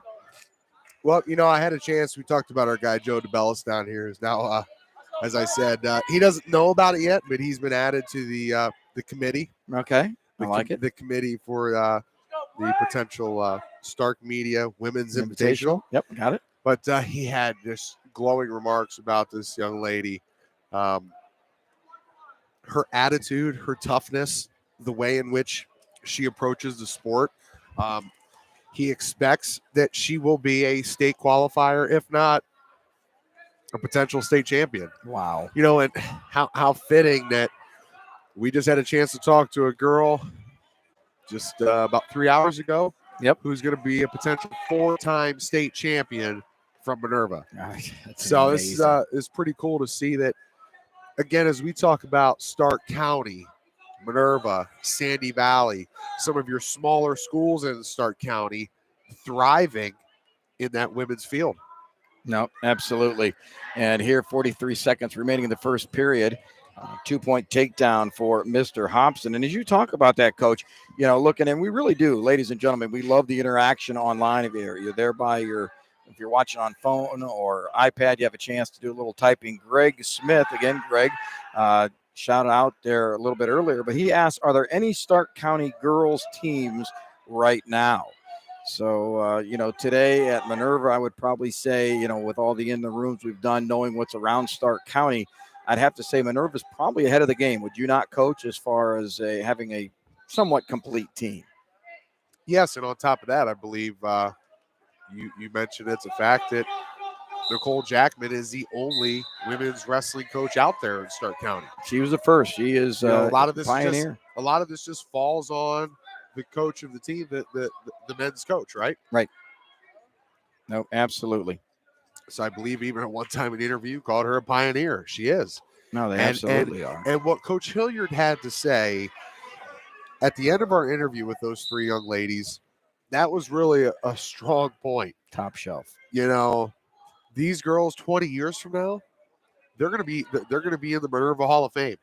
They're going to be pioneers, just like their coach, starting something. We talk about the ground floor. Boy, this is a group from Minerva, and now this young lady here for Sandy Valley. That when you look back decades down the line from now, and women's wrestling is thriving in the state of Ohio, they're going to point to girls like these. Yep, they were the initiators. They were the ones with the heart and the grit to come out. Of course, there have been girls through the years, right? I told you a little story I had back coaching back in the day, back in the 80s and 90s, but it wasn't like, what it is. It was a young lady here, there that popped in. Now we're working to create entire teams. Again, out west, we're already seeing it, migrating east, and Ohio just a little bit behind, but I'll tell you what, knowing our great state, we're going to be right up there in no time. Under a minute here in the first and the second period, and Vickers was in the down position. I'll tell you what, doing a nice job. Hobson cannot get the turn. Watching Maddie as she's underneath, keeping those elbows in nicely, working hand control underneath. Once she gets that hand, there you go, the outside leg trying to come up. Hobson got that head dragging. You better be careful she doesn't grab that head and try to roll through in a little sit-out move. Again, she's trying to work her way up. Nice job. And Hobson with the cradle. I'm not sure if he has it locked from this angle. Cannot tell. No, he does not. Again, look at Vickers there, coach, underneath. I don't know if you can see how well she's working his hands, keeping those from clasping, keeping that cradle from getting into position to get rolled. Short time. I see the bopper. He's out there.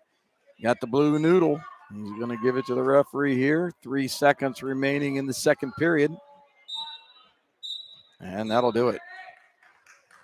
Choice goes to the Quakers. Hobson looks at his coach. Coach says, hey, we're going neutral. Let's get that takedown. 2-0. Maddie Vickers very much in this match.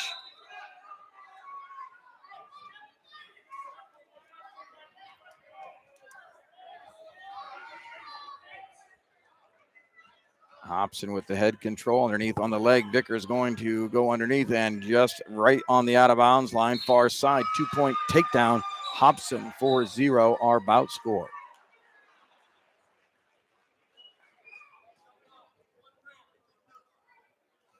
Match score 12-0. Again, at a double forfeit, I believe, at 100 or at 113.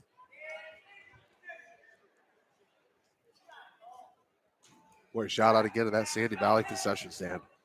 Nachos, talk grade about, A, huh? Talk about top shelf. Yeah. Peanut M&Ms, Snickers, and nachos and cheese. Yeah. We're going to talk to Mrs. Downing. I'm going to tell you what. We got to work on that.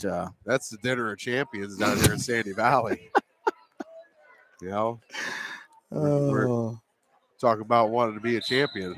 I didn't see any jalapenos, but if I'm going nachos, there would be a big old stack of jalapenos on them bad boys. Yeah, you know what? Well, not really a hot guy. Not a hot guy? Not this. I mean, we're like you said, right? We're just getting to know each other. We've only been buddies here about a good month. But, all right, now we'll work on that. And injury time is the call. Injury time for our new Philly wrestler, Hobson. Little shoulder injury there. Not really sure what's. And right like that, coach says, no, we're good. Stop that injury time. Let's go. Vickers over with Coach Donahue. Coach giving her a little coaching there. 6-1 is our bout score. Hobson will give the escape. They'll put Vickers back on her feet. 6-2 as we look at 124 remaining in the match. As far as music goes, Coach, kind of a little bit everywhere, right? Right now, just depends on the day, but like it all. So I feel bad for what you shared with us earlier today on the passing of that guitarist.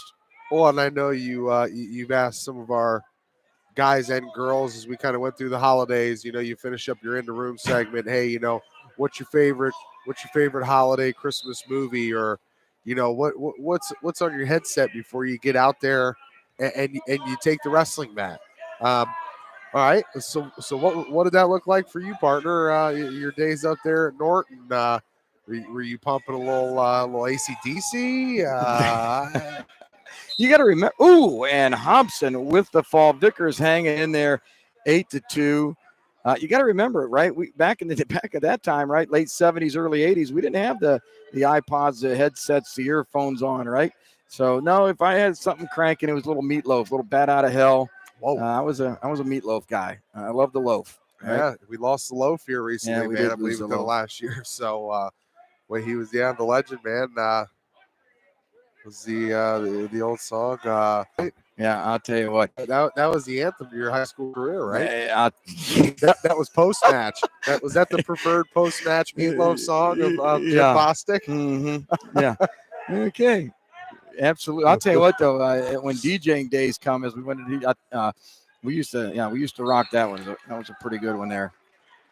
All right, we had a forfeit again for the Quakers at, I believe, 132. Crespo Reyes receiving the forfeit, and this is going to take us 38 pounds for the Cardinals. We had district qualifier last year, district qualifier senior Brody Diss for the Cardinals, and it'll be Tyler Ulmer for the Quakers. Boy, you talk about digging yourself a hole here, going down after those two forfeits at 113, 120. Puts you down 6-0 or put down 12-0, and now after these last two matches, another 12 on top of that has the Quakers out to 24-0. You know, and just tough to dig yourself out of an early hole like that, right? No, you're right. And what's so hard for a coaching staff is, and the team is, you know, when you're giving forfeits away and you just don't have the bodies to put in the lineup or to, you know, to go out and wrestle, just to give it away. That hurts. I mean, there's nothing you can do about it. You do the best you can recruiting. We talked to Coach Jackman, Coach Hilliard about recruiting, how important that was, getting athletes out on the team, on the mat. And, you know, Sandy Valley, a smaller school. Again, we talked about that. Little fish, big pond, or big fish, little pond. A lot of these guys, you know, they got to pull 2-3 sports, and you just don't see that 2-3 sport athlete like we have in years past. Now, wrestlers are on their feet. 2-1 is our bout score. Dis, again, 2022 district qualifier, did a nice job getting back to his feet. Under a minute in the first period. Tried to run a little Chancellor move there, a little around the head to the chin, underhook. Could not finish. Nice shot, double leg. Comes up off the mat. 2 points. Well done by Tyler Ulmer for the Quakers. 4-1, our bout score. Quickly, he throws the legs in near side. Goes underneath, tries to block it. Go out of bounds. They'll go back to center. Disc goes down in referee's position. Yeah, you had me worried when you say about digging a hole. I didn't know if you were going back to the Paradise by the Dashboard Light after match festivities, but thank goodness you avoided that. So that's appreciated, Coach. 1 point. We're back on our feet. 4-2. And just like that, a little bit of front headlock, nice spin, 2-point takedown for Ulmer. 6-2. Cradle is in. It's deep, boy. He's got that thing locked up. Bottom knee in the side. Nice technique. Shoulders are down. Official in a good position. Short time. Can Dis hang on? I see the bopper. Bopper's close. Doing a nice job. He's watching. Elbows up. 3 seconds. This is where the coach, you're just kind of watching that time. And time runs out. Dis hangs on. Does not give up the fall. Gets 3 points. 9-2 lead for the Quaker. And let me ask you, partner, I imagine that you competed in some tri matches. Absolutely. Yep. You competed in some tournaments. This compared to a duel, obviously you're going back to back.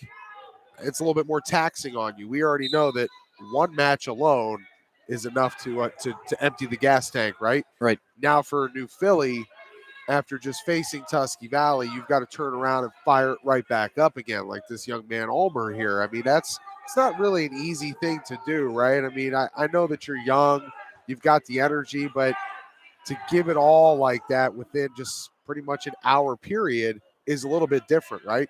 No, absolutely, Coach. Spot on with that.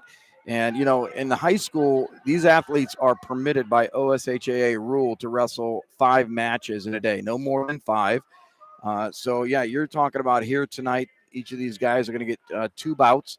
But think about what you're saying and, you know, put 3 more on top of that. if you have a little tweak of an injury, you got to fight through that. But you're absolutely right. I mean, that goes back to that three-legged stool we talk about with the program, the physical side of things, of the conditioning, the weight training. And there we have a fall for our new Philly wrestler. The technique side, right, but then the mental. And again, we just go to that whole, we always come back to the mental side. And I'm sure, obviously, the mental capacity you guys had to have as you strapped up and walked on the gridiron down at Ohio State, no different here, I'm sure, as these young men try to prepare, again, bout after bout after bout, up to 5 in a day. Yeah, I'll tell you what, it can really, across the board for any sport. I've told people a lot of times that, to me, golf, since the turn of the century, has been the most popular sport in the world. Hands down, a lot of that goes to, guys like Tiger Woods and guys like Rory McIlroy and even some local legends out of your area, over Canal Fulton, lower. You see the growth in that sport. You get you got the guys like Ricky who signs on with Puma, and now becomes that brand becomes, for Ricky Fowler, you're it, man. Kids want to be you, and right. But the mental side of that sport, the mental side of this sport, the mental side of football. I tell people kids all the time, any sport you compete in, it is 10% physical and it is 90% mental. Wow. Because all of you are working out, you're all driving and hitting balls, you're all in the room wrestling, you're all in the weight room, and you see another one here. Boy, I'll tell you what, that was that was one at 150 pounds. I believe the Cardinals jumped up Jacob Candace, wrestling, I believe, Ethan Pierce, and Pierce making short order of it. No Colton Arnold type feat there with the 5-second joint, but I'll tell you what, 34 seconds didn't take him any longer than that. Nope, 34 seconds again. Unfortunately, I think we're going to see another forfeit here at 157. I see 157 up on the board. I do not see an opponent coming out for the Cardinals. And it's what you talked about, Coach. It's tough to be digging that kind of a hole. But hats off to Coach Donahue, right? He's got the guys still ready to go. We got about 5 weights yet to go, 165. And this is going to be Brock Moyer for the Cardinals. Brock, a 2021 state qualifier, 3-time district qualifier. So this should be pretty good here at 165. And could be Sion Williams as our opponent.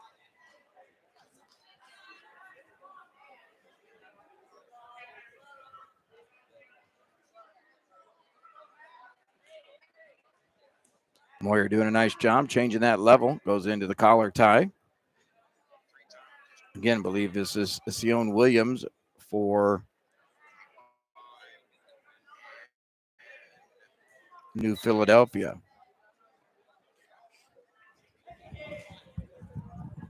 I had to. Good, Captain. Had to do a little intel here. Got the intel. Yeah, got one of my all-time favorite Sandy Valley offense and defensive linemen. Okay. A state qualifier on the wrestling mat is actually the older brother of Brock Moyer. That was one Wyatt Moyer. Now, it wasn't solely because he wore the number 72, which just happens to be the greatest number to be worn on a football field. Is that the number you wore? Yes, it was. Okay, I got it. So, yeah, you got the joke. I got it. No, it's good. So, I'm with you. Wyatt Moyer was just a hell of a competitor. All the conversations I had, not only with him, his head coach, Brian Gamble, what he meant to this program, being a 4-year starter on the football field, being a state qualifier. He's now wrestling at Washington and Jefferson in college. But I'm sure he's proud of his younger brother here. And Brock, built with a little bit different stature than Wyatt. Okay. Wyatt was what we call at the nose guard position a fire plug. Okay. You're going to have a tough time moving him. Right, gotcha. He's not the tallest guy, but he's got some thickness to him, and just a fiery competitor, man. So really, I want to jump off the headset, go talk to AD Garth Evans. I had to assume that confirm it. They assumed that there was a relation there. So this is younger brother of Wyatt Moyer, who a proud Cardinal alumni. I'm sure cheering on his brother wherever he's at down on campus. If they're on the road, not sure how he's doing thus far in his early collegiate career, but a great Sandy Valley Cardinal career athletically, and as a student athlete, we always talk about moving on to further his education and see what his brother Brock brings to the table. I'll tell you what, dude, great job on the intel, man. You're all over it. Well done. I'll tell you, going back to fire plug, the Pope. Do we put the Pope close to the fire plug classification? I mean, you kind of, just kind of throwing it out there. Listen, it's the old retired quarterback type deal, right? So you see the quarterbacks, back when they play, they're thin, they're athletic, they're good looking and handsome, and they get all the cute girls. And, right. And then when they hit like 45, 50, they're just like fat and ugly and just angry at life. All right. Nice takedown there by Brock as he was jacked him up off the ground. Yeah, there. Well done. 2 points. Get himself too. But you see a lot of the old quarterbacks, they kind of transfer and start to look like defensive tackles. And John Lowry, who was probably one of the fittest guys you would have ever come across in his Walsh Jesuit days, will now tell you that he has what we come to know as a dad bod. A little thicker in the middle. I think he may need to take some advice from you. Get on your diet plan. I got the program, baby. I can help him out. Listen, you can take the horses to the water, but you can't make them drink it. John Lowry needs to drink the water. Either that or quit drinking the beer. I don't know what. Stop drinking the agave and drink the water. I'll tell you. I know, but really though, all joking aside, sure. I know you've been around the game a long time, and I don't know how much you knew about John when he was younger, but the dude was in phenomenal shape. And I kind of told you as we welcomed John in and we all kind of got familiar on some of our first broadcasts that, he was one of those first guys that I competed against. He was one of the first guys that got me involved into weightlifting, doing hang cleans, not only hang cleans, but power cleans, and then jerking it over top of your head and doing a snatch, all while having perfect form. Because if you try and put any type of weight on a bar, nice throw by Brock. Not to interrupt you there, but boy, nice lateral drop. Brock, official says no, out of bounds. Coach is pissed. Well, I got to be honest. I mean, it's a tough call, right? But it looked to me that so he doesn't get the 2 points because he's going to say it was out of bounds, right? Well, I believe I'm not really sure. I'll be honest with you, Coach. I didn't see where they started position, so he may have given him. I don't think he gave him the 2 takedown because he had 2 earlier in the bout. So 3-2 is our score. So I think what Coach was looking for the back points. Okay. Ooh, down hard on that shoulder, and I'll tell you what, Moyer has turned it up here again. Got to get back to your great story, brother. But that was a couple. I'll tell you what, man. He's showing his athleticism. He's showing his strength. He's showing some speed right there and quickness as he worked around, getting very physical. And you can see that he's as he's trailing 3-2 here with 30 seconds remaining in the second period. He's fighting for his life, and he's wrestling pissed off, so to say, right? No, absolutely. He's not right happy. there. He's adjusted his headset. I saw. Well, we could probably confirm is a little bit of an F-bomb, and I can't read lips, but I think you're right. You never want to go out there where you're competing and have an equipment issue. No. It just equipment malfunction is not a good thing. I'm sorry, Janet Jackson. You know what I'm saying? Right, I mean, throws you off. Pull it off, throw it off, whatever it might be. But it's a hassle. It's things you have to deal with. Hey, partner, talk about being mentally tough. This is a part of being mentally tough, right? Yep. Just because you lose your headgear, you got to refocus, you got to readjust. You have to be mentally tough to get right back into that mindset that you were at when you just had a 30-second pause because you had to get a freaking headset adjusted, right? Absolutely. And then you got the official there, telling you, let's go, move it along. Boy, Brock trying another throw, bad position, drops down, gives up 2 takedown. The swipes are happening. 5 seconds left. Can he hang on? And the new Philly wrestler has it tight across the chest. He's looking like, and the time runs out. As you always have said, Coach, saved by the bell. So that's going to stretch this thing out to 9-2. And again, mental toughness. Before that equipment malfunction, Brock Moyer, you even said it, partner, was turning it up. Yep. It was getting after this wrestler, right? Equipment malfunction happens, and he almost just gets pinned because mentally maybe he couldn't reset. Right. Boy, and I'll tell you what, is exactly right. You can see a total difference from 30 seconds ago, Yeah. in the action here on the mat. And those two that difference comes down to two things for me. That's mental toughness and that's focus. Yep. Can you readjust? Can you adapt when there's a little bit of adversity? And adversity again doesn't have to be getting smacked in the mouth. It doesn't have to be getting dropped on your back. It could be a shoe coming unlaced. It could be the Readjusting your headset coming headgear, off, just like you said. Absolutely. 11-2 our match score. We're in the third period. 1:18 left in the match. 48-0 our match score. New Philly will come away 2-0 here this evening as they'll load the bus up here shortly after. Oh, and legs go in. All right, got a little sloppy there. Got a minute left. You're trailing 11-4 now. You're looking to get your team on the board. And as we talked about earlier, that part of wrestling, right?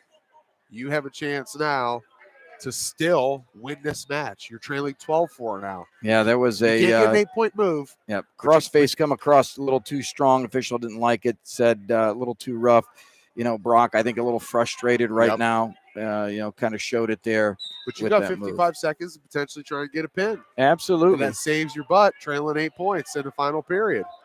He's going to stay on top. He's going to try to run that cradle. He looks like he might have it locked up, but if he runs it over top, and look at this. He has it in. Look at this. Swipes what are we going. just talking He needs about? that bottom knee in the side. He's got to twist those hips. No. Kind of laid himself perpendicular. He should have switched that body position, put that lower knee into the ribs.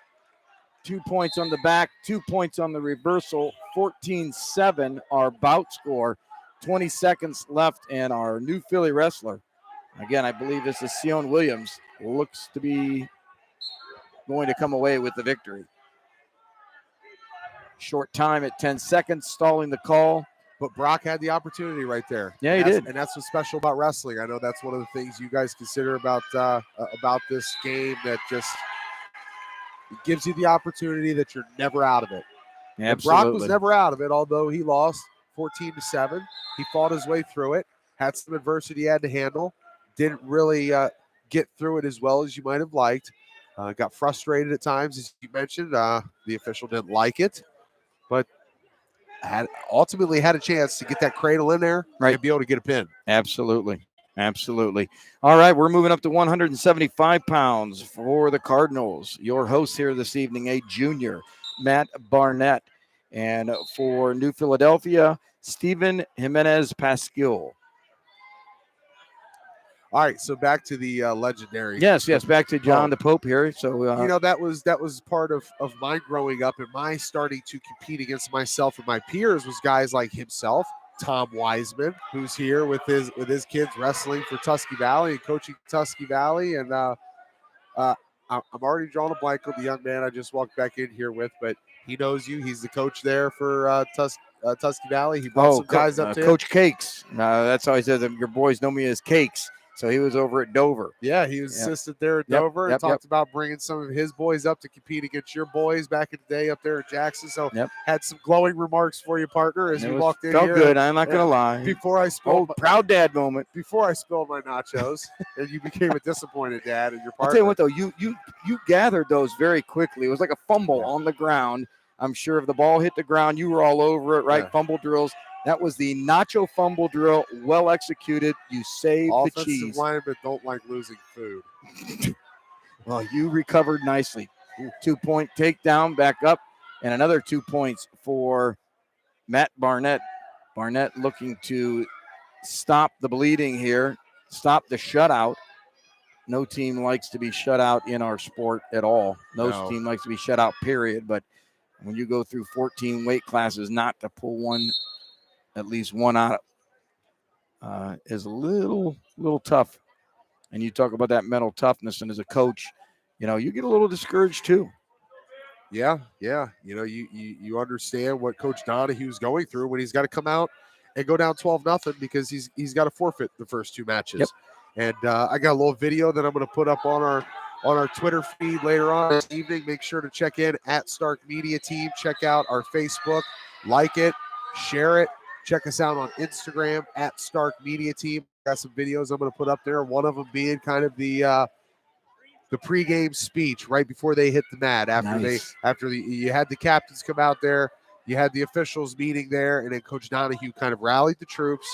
And you'll be able to catch from the video some of the messages about, hey, let's get our moves. Let's do what we got to do. It's not working here right now, but as you said, you want to get off that goose egg. Right. Absolutely. Absolutely. You're not going to win this thing, but you don't want to walk away from it with just 0, especially when you're getting ready to head into the last portion of this tri-match coming up against Tusky Valley, who also struggled against New Philly. So Absolutely. Find something here to get a little bit of confidence under your belt or under your singlet, right? Get a little bit of confidence. That's right. And just get off the board as you head into Tusky Valley and go in there and compete like hell against those guys and try and get away here with at least going one and one on 1 and 1. Absolutely. And make Tusky Valley go home 0-2. Oh, boy. Well, that's okay. Somebody's got to, unfortunately, in a tri-match. The Tusky Valley faithful that are listening right now they just are not turned us going off. to like that. But hey. I just saw the 2 viewers leave. Listen, it's not T County media, it's Stark media. That's right. We love you guys. Hang in there, Tusky Valley. I will tell you this. That's one of the things,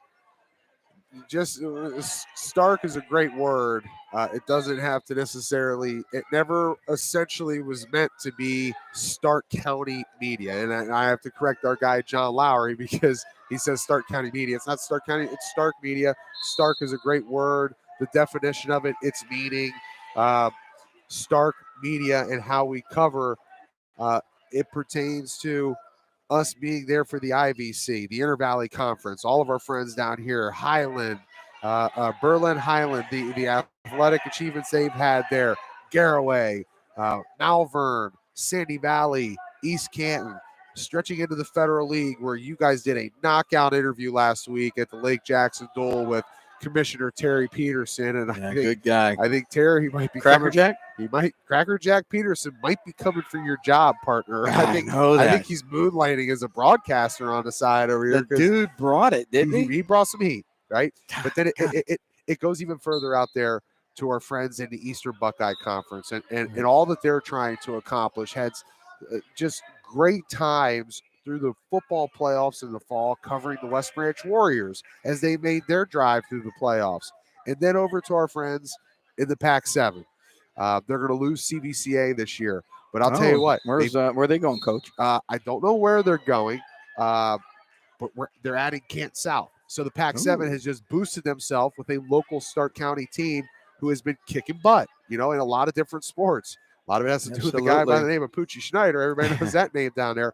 But CVCA got a chance to, our guy Jeff the Natural Tyler, call a basketball game between CVCA and Northwest. The Northwest girls out of the Pac-7 with Lily Bottomley and Ashley Kudnick and Hollywood, Coach Hollywood Kevin out there. Gosh, I'll tell you what, he's got a great team. They got smacked in the mouth by CVCA. They'd only lost one time previous to that, and that was also to CVCA.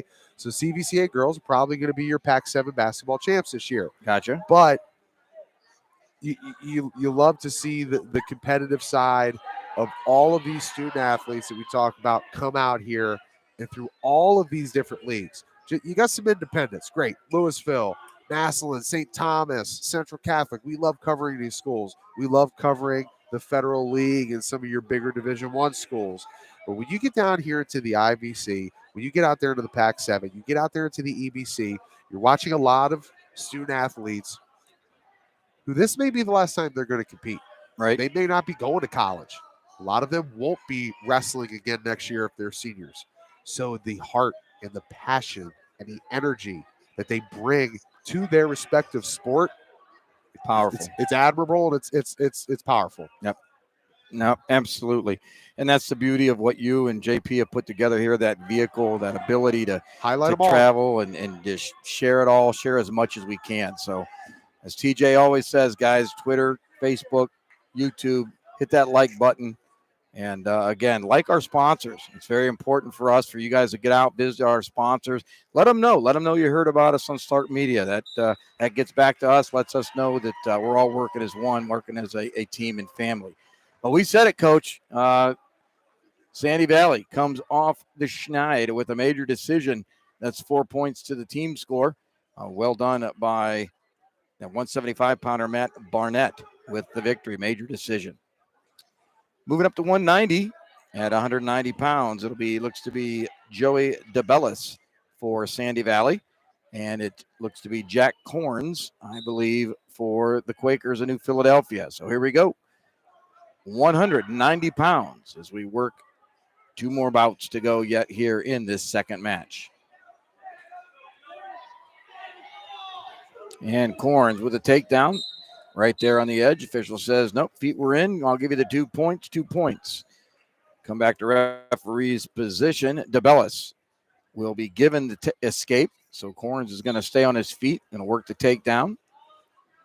And I see Mr. Joe DeBellis down there at the other end watching intently. This is his young boy out here wrestling for Sandy Valley. Okay. So proud dad moment. Absolutely. We always talk about that with our guy Tim Arnold and his son Colton Arnold, who's chasing the Stark County pin record, his own pin record this year. Absolutely. Proud dad, proud son moment. I'm sure, I know, partner, you've had the chance to go through that with your boys. Had a couple. Yep. You've got you and Margaret got your own little army over there. Yeah. And I'll tell you what, though, how about your little Rosie, buddy? You're going to have a lot of proud dad. I bet you she's got you wrapped up like a doggone, ball of yarn, pal. She sure does. But you know what, too? Patootie. She had a chance to get out there and see her first wrestling match last week. And maybe the bug and the seed has been planted here. I don't know. You know what? DeBellis going for the pin. Yes, he is. I'll tell you what. He was down 4-0 to start. And there it is. Well done. Bundled up, rotated around to the head. Very excited. Arm is raised. Nice job for that young man. Fall for 190-pounder for the Cardinals, Joey DeBellis. Yeah, I'll tell you, Coach, the Pope did ask Rosie if this was something that wrestling, very emphatic no. Just to let you and Mrs. D know, no. Tennis was the key. So she's a tennis player. She says she loves tennis. I said, okay. So that's what I can report to you. You know that some of the things that come out of that girl's mouth. I'm just sharing. 215 pounds is where we're at. And Dylan Watkins is our wrestler for the Cardinals. And I'm going to say this is Damian Robbins for New Philly. And I can tell you the loudest wolf that you heard here inside of this Sandy Valley gymnasium was from Joey's dad, Joe, down there at the end of the scorer's table. If you didn't hear it, partner, he kind of had a little bit of shake here on the table. Really? You could hear those hands come together, because that's awesome. Again, you've gone through it. When you see your son's hand lifted, and how about for the dads out there to see their daughter's hands lifted now? That's got to be just a special feeling, right? Just the proud moment, right? It's incredible. And I'll tell you what, Joey didn't even mention this. Joey, a freshman. Yeah. So nice to see here the bout at home tri-match. Like you said, Pop's here at the table helping out. And, boy, you see that your son's hands, man, is great feeling. Great job to that young man. Yeah, and as we're kind of talking about some of these Sandy Valley wrestlers here as they're trailing 51-10, 37 seconds remaining here in this first period of the 2:15 match. They had a chance here as we kind of got into the building. We were running a little bit behind because we were just having too much fun in the room over there. Well, actually, yeah. I was having too much fun in the sauna over there at Minerva. We were late because you had to go home and shower, but that's all right. Coach Hilliard said, I hear you're probably going to eat a Snickers and a bag of M&M peanuts and some nacho cheese later on. So let's sweat a couple calories out of you right now. So now we had some fun over there. We got out here just as senior night activities were getting ready to start. So if we can here real quick, let's just shine another little spotlight on these Sandy Valley senior wrestlers, Brandon Boggs, Brody Diss, and Brock Moyer, who we just talked about a lot, his older brother, Wyatt Moyer. That's always a special feeling as well.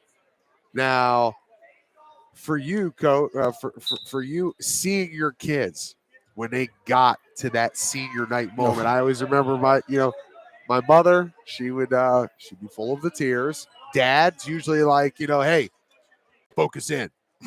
Right? Stop crying. There's no crying in wrestling, right? So, but that moment to know that your child is, you've navigated and helped your child get to that point of senior day, grueling 4 years, especially with this sport, a lot of pain, blood, sweat, tears, long nights, long travel trips to tournaments around the country. That's also a special moment for not only these senior wrestlers and Brandon Boggs, Brody Diss, and Brock Moyer, but their parents as well. Oh no, you're spot on. I mean, it's a bittersweet moment, right? It's you're so proud of your son or daughter, of course, when they reach that milestone. But you also know, and as you said earlier, right? I mean, some of these athletes, many of these athletes will not compete again. This is it. Last time that mom and dad's going to see that headgear put on, those shoes, walk out, have the hand raised, compete. That was a tough moment, and especially for me, mom, mom, mama love. We always talk about that, Coach Childress and I over there in Jackson about the mama love. But when you're a dad and you've been a competitor all your life and you know that this is going to be the last time that you may see your kid compete, it hurts. I mean, it does. It's just the way it is. But you know what's coming. You know what's coming is going to be even greater. So, well, you're not kidding, boy. Nice position here out front. He's got that arm trap. This young man from Sandy Valley is doing anything he can to swing those hips and get out of there. Yes, he was. Yes, he was. That was Dylan Watkins again, another freshman. Got to get his head up. Nothing to be ashamed of. Watkins, a freshman. Damian Robbins, of course. Victory last round. Nice job. Nice looking young man there at 215 pounds. Well, here we go, Coach. Bout of the evening here, at least round number 2, 285 pounds for the Quakers of New Philadelphia, Garrett Dylan Ryan. And coming out for the Cardinals of Sandy Valley, a junior, Trent. Boy, another nosebleed over here for the young man from Sandy Valley who just lost that match. And I'll tell you what, you can tell. You see him go past the screen there. Those that are watching, I know our guy Greg Smith's watching. You can see that. Boy, it's you take a shot like that, man, it can really sting. A lot of people who have never had their nose broken before, never been punched in the nose. When you feel it and you get popped, it throws you off. Last match, the eyes water. Last match of my senior year, Buddy Klein, Barberton sectionals, took a cross face and took my nose at that point. And he hit you with that Barberton chicken? Well, no, it wasn't the he hit you with Terrace the Garden chicken, straight out of White House chicken. Yeah, that was a drumstick right across the schnoz, baby. I mean, that's where we went. But no, and you're absolutely right. Wherever you're at, Buddy Klein, and I'm sure you are one of the listeners here this evening listening to your old buddy Jim Bostic, know that Jimmy B has not forgotten. Yes. Oh, no, dude, I'm going to tell you what. And, boy, here we go, Garrett. Dylan Ryan, and 1 minute, 4 seconds remaining in the period, comes up with the fall. Trent not agreeing with the call, but I'll tell you what, partner, he was pretty flat. Yes, he was. And clearly, I'll tell you what, that young man there from the Quakers is put together well. I bet you might like to have him down there with the Buckeyes someday, no? Yeah, I'll tell you what. The all-time legendary New Philadelphia Quaker, Woody Hayes, he'd been proud to have that young dude lining up at offensive tackle, offensive guard, but I believe we're having some JV step in here. No, I'll tell you what happened. Didn't have the young lady next to us, the scorekeeper, to help us out. I think what happened is we started at 113 pounds, and we are now, this will be our last bout of the evening. This is 106 pounds. And for Sandy Valley, you're looking at freshman Aiden Douglas. And I'm going to say at 106, this is Camden Richardson for New Philadelphia. 2-point takedown for the new Philly wrestler. Locks up a little bit of around that head and arm. He's got to make sure he keeps that. Yep, slipped out of the arm, lost the arm just around the head. Illegal. So we will give 2 points for the back prior to the arm slipping. And as the arm slipped, of course, went into an illegal move. 1 point. Bout score should be 4-1, I think. Not 6. Yep, there we go. 4-1 is our bout score. 63-10 our match score. Well, I'll tell you what, partner. It is. It's crazy to see. It's almost like your eyes have to readjust when you go from watching 285s, when you go to watch heavyweights, and you go back down to 106. It's like, holy smokes! But the speed of it, the intensity of it. You know, I misspoke there by saying there'd be some JVs because they were just smaller, and it was It was the old 38-year-old I know what eyes you were. refocusing, Yep. but it's just crazy when you talk about 150 to 180 pound body size difference. Absolutely. Richardson with the arm bar in. He's got to make sure he keeps that across legal. And we got the swipes going. Douglas doing a nice job trying to fight this 52 seconds. That's a lot of time. Arm comes free near side. Body's in good position. Richardson's got to settle back in. He does readjust. He's going to get him right here. Yeah, I think you can kind of see that fight. Douglas doing a nice job. But eventually that fight goes out, right? I mean, you do what you can do. You just fight against the pressure so long to the point where your body just you've expended so much energy from the bottom that guy's just laying himself on top of you and working. You can see it's about to happen here any moment. 15 seconds left. It's getting close. Oh, readjust into that. Should drop. He's looking at that far shoulder. 5 seconds. Can't. Oh, and there it is. Gets him 4 seconds remaining in the period. The fall goes to the Philly wrestler. I believe, again, that's going to be Camden Richardson with the victory. And that'll do it. The end of our second round of the match score. New Philadelphia 69. Host team, the Sandy Valley Cardinals 10. Teams going across, always shaking hands. Great to see that sportsmanship. And partner, the Quakers will load up. They'll head back down to New Philly. They're done for the evening. But like you said, right, the Cardinals and the Trojans about to go head-to-head. Yeah, and before we step aside here and take a little break and I go and find out. Wait a minute, you're going to go get, what are you getting this time? Well, I got to hot find dog? out. I got to find out what the pizza's all about. Oh, the pizza. The pizza. Gotcha. Well. Okay, So, boss. As I got a little bit of nacho cheese here on my sheet. Hopefully that was for New Philadelphia, and I won't have to use that roster here now because, as you said, they're getting ready to get on the bus and head home. But the cool thing coming up here now is to see which one of these groups between Sandy Valley and Tusky Valley has the fight in them to not want to walk away from this thing without a victory. They both got handled fairly well by New Philadelphia.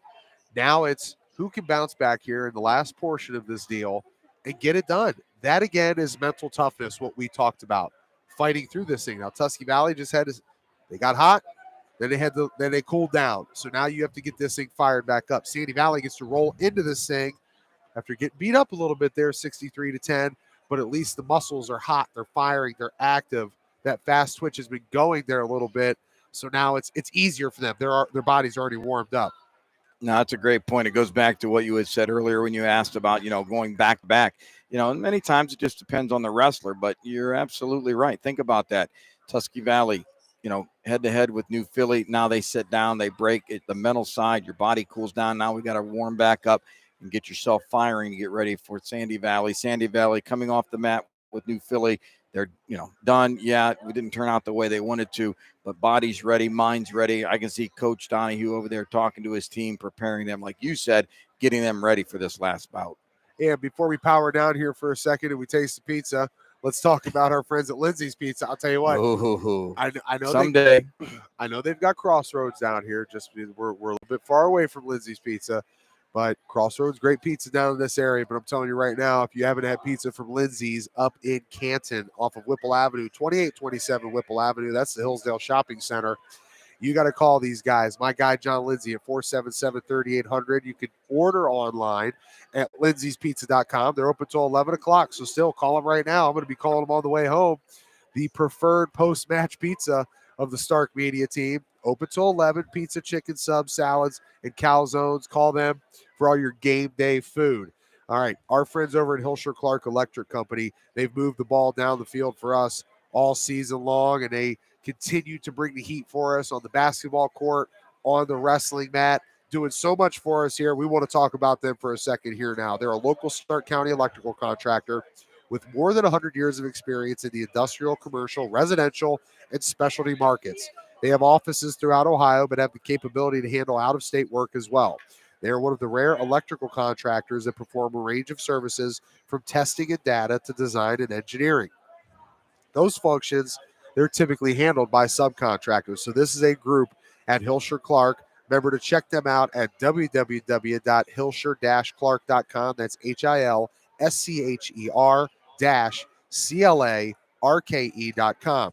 They perform a number of services that you may not know about. It doesn't just end with the residential and commercial services, but at their core, Hilscher-Clarke, they live to do first things first, and that's faith, integrity, respect, selfless, and team.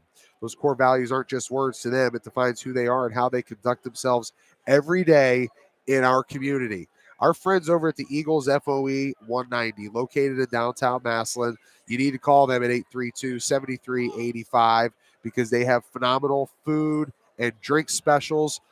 Also, a group that donates over $100,000 a year to local charities. This is a group that you want to be a part of. I'm joining on Monday. I get initiation, the baby. Initiation day is here. Maybe like the old days of Animal House. Maybe my new nickname will be Flounder. I don't know. It could be they're going to have you sitting in a nest on top of it and read the rights or read the group motto and pledge up to become an Eagle. So you know what? They do a great job, and there's so many different things that they offer over there. That banquet facility that they have. If you're looking to host up to 400 people for a business function, you want the venue to do pop-up shops like our guy JP Simon does over there with Simon Says Promotions, Spirit of Stark, the Tiger Store, the Checkered Flag Building, Game Day Boutique, all these different ventures that we're able to put together. Brits Bows right under one roof. All the artwork that they do right there at the Eagles. You have the ability to rent out a facility that you can seat up to 400 people, have phenomenal access to food and drinks, bartenders, full service, the nonstop facility and great facility that the Eagles FOE 190 has at 303 Wyrick Boulevard. Just stop down and see them or go to their website, get more information. Check out the Kiefer Scholarship Fund that they have up there. Donate to it, give back. It's going into our community to kids, athletes, student athletes, scholars that are moving on to the collegiate level. Money for them to be able to achieve their goals and their dreams and set up their future. Go check it out at eagles190.com. Hey, I got a question. So next week you become an eaglet. Is that right? Yes. Not a full eagle. Well, an eaglet. I'm actually a dirty bird for my days with the Golden Eagles. So Oh. I got a little bird in me. Oh, you do? All right. I am a bird of prey. Okay. and officially becoming an eaglet. And eagles of a feather flock together. Yes, you do. Finally, HearOhio.com. Call our guy Chris McCready. Him and his team have over 30 years of experience. And if you or someone you know struggles with hearing, go to their website at finallyhearohio.com and get a free hearing evaluation. Call them at 492-1212 or stop down and see them at 1201 30th Street Northwest in Canton. Tell them the Stark Media team sent you. Our guys at McNeill and Sons Tree Service, located in the Portage Lakes. They are fast, reliable, affordable. They'll leave your property in better shape than it was before. Don't let those trees that are out of reach get too close to your home and auto. Contact the professionals at McNeill and Sons Tree Service. Ask for Tom. Let him know that I sent you. He will get to you fast. I know sometimes it's difficult with those tree service companies to get them out there in a timely fashion. A lot of people have to wait. Not with McNeill and Sons Tree Service. Call them at 330-606-1126. Get your free quote. They'll conduct you a full tree health service on your property and let it maintain its integrity. And before we step aside here for a little break and we fire this thing back up for the third portion, my old freshman football coach, Superintendent Dave Fisher, except this time he walked up on me. The last time he ran up on us was when he made us run those 100-yard sprints before practice because we're all screwing around, and all you could hear was the track pants. Here comes Coach Fisher, ready to light somebody up, man. Coach, good to see you, man. Love you, brother. And neighbor of Tim Arnold over there in Jackson. Yes, he is. But outstanding. Before we step aside here, CH Vallos Associates, one of our core group of partners. They are at 1302 South Main Street in North Canton. Call them at 494-2776 for all your home, auto, life, and financial service needs. They've been a staple in the North Canton community for over 75 years. They handle all of my home, auto, and life.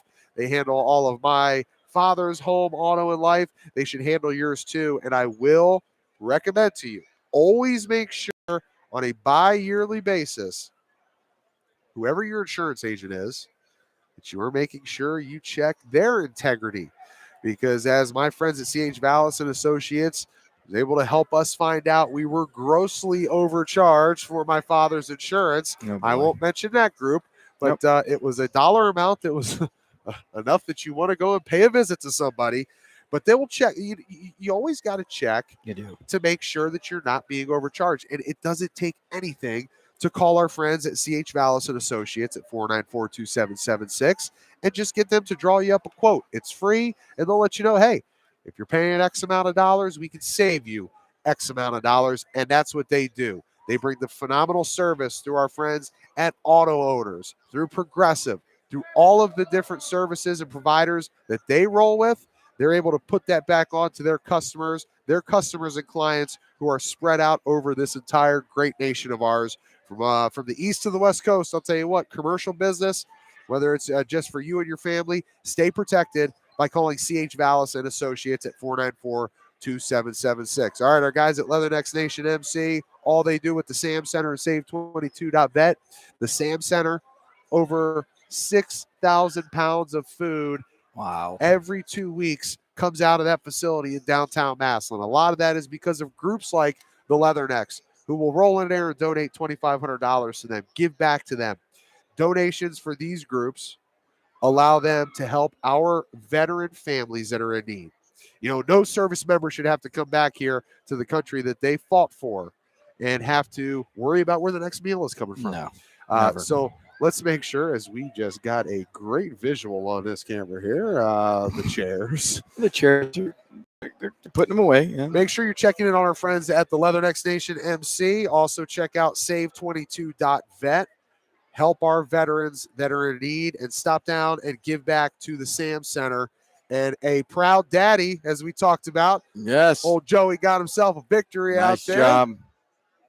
Well Gotta done, love it, man. Pops. I'll tell you what. Absolutely. I told him, I said, the loudest roar I heard in here was you down at that other end with the smack of the hands and getting excited. You know, that's a great moment for Joe DeBellis and Joey DeBellis. And thank you for plugging us in down here, partner. I told him, I said, the first time I got a chance to meet you was when we saw the gingerbread man over at Tim Arnold's house. That was quite a scene, man. And you plugged me in and you told me about the young girl, Madison Vickers, and what she brings to the table. Doesn't matter. Yeah. The rest of the boys, obviously. We saw that here. Boy, she kept it close, man. She fought her tail off. Yeah. She's number 8 in the state. Yep. On the girls circuit. So, we're pretty happy with that. That's great. Number 8 on the girls circuit. And we're going to continue to follow those girls that we talked to over at Minerva earlier here today and the ones here at Sandy Valley and all throughout just the Northeast Ohio region. So we'll step aside, take a break, and here we go. We're going to get Sandy Valley, they've got their Tusky Valley ready to rock. So, partner, I'm going to go ahead. I'm going to go grab you better a piece get your of pizza. I'll take us And- in here as we get ready to this match going. Oh, what's that? I won't mind everybody, as you told me I had a phone call coming in. When your wife calls, call her back. Yeah, yes, get on it. All right, there you have it, ladies and gentlemen. Co-founder, Stark Media, TJ Downing, his partner, JP Simons. Great job that they've put together this network, this ability to bring to you not only wrestling here in Northeast Ohio, but so many of the other sports. So a lot of things ahead for Stark Media and the state of Ohio. We're getting ready to go here. Our Tusky Valley, Sandy Valley match, the Battle of the Valleys. And we're going to see, I see Greg Smith asking, will they start at 113? Not really sure what weight we're going to start at here. So looks to be a little bit bigger. I see a little bit larger weight. We're going to check in our ladies here that have been helping me out. Score girls here from Tusky Valley. What weight we starting at, girls? What weight we starting at? 126 or 120? What? I'm sorry? No, I'm just seeing what weight they're starting at here. Just 126? Okay. All right. Looks to be we're going to be starting at 126 pounds. So at 126, again, there's Madison Vickers, a sophomore, wrestling Tyler Weissman. Tyler, a sophomore also for Tusky Valley. Right away, 2-point takedown for Weissman. Going out with the ankle, breaking Vickers down.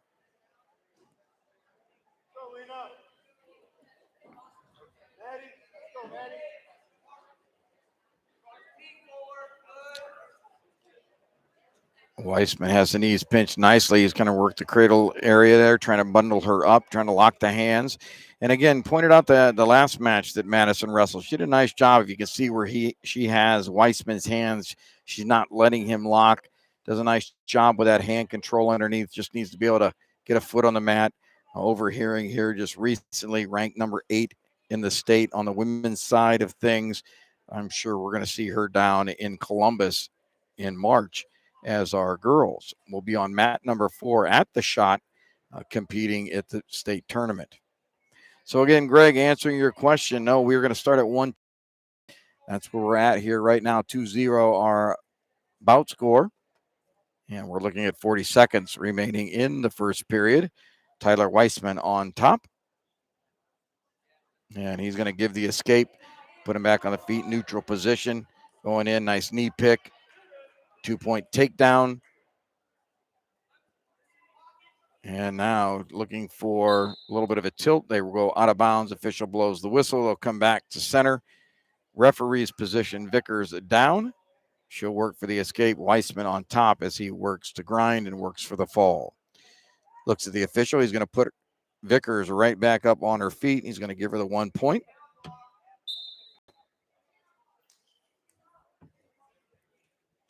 And again, Weissman in on the shot. Double leg pulls it in tight. 2-point takedown.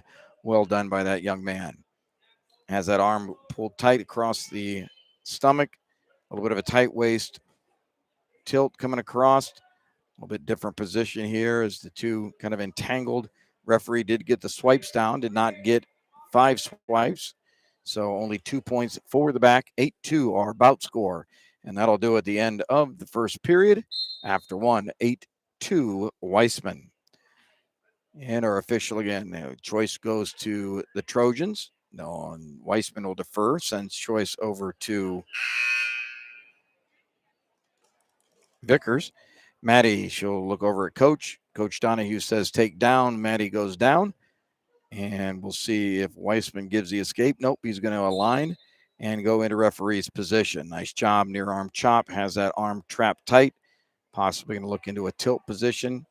Again, Maddie doing a nice job keeping those hands separated, working the good hand control. Legs go in on the far side by Weissman. So he tries to use those hips to bring and expose the back area.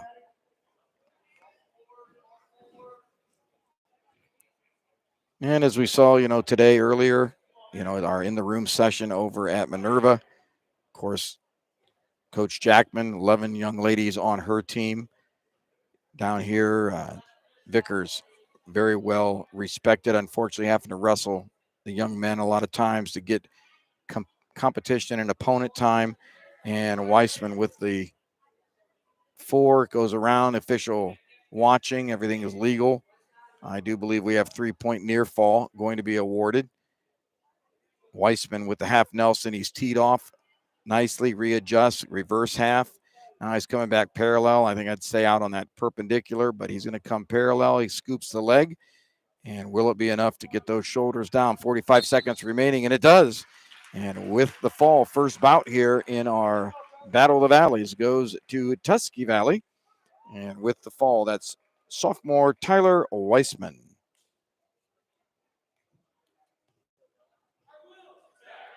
Now at 132, I think it's very possible we'll have double forfeit. I don't believe either team has a 132, at least according to the rosters as I'm watching here.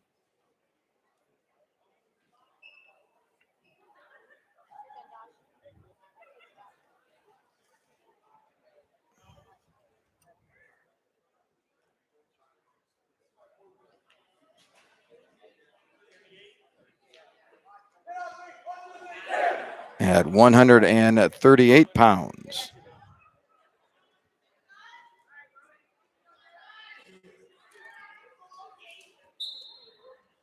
For Tusky Valley, it'll be senior Josh Owens. And for Sandy Valley, it'll be senior Brody Diss. So, Battle of the Valleys, Battle of the Seniors. Here we go. Period underway. First period. Wrestlers neutral position. They're going to work for that takedown. Dis, again, a 2022 district qualifier for the Cardinals.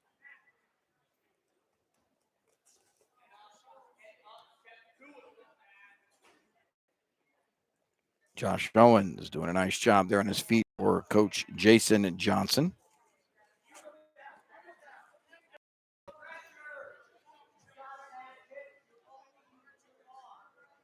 Trying a little shuck move there around the head on the arm, little Prescott position, trying to punch that through. Just making that attempt, dropping, doing a nice job on that leg. Wrestlers go out of bounds. They'll go back to the center. Neutral position. 1 minute, 5 seconds remaining. 6-0 our match score. And this bout just underway.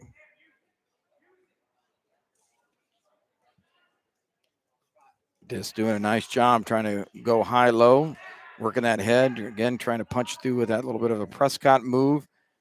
Dropping down it to the leg.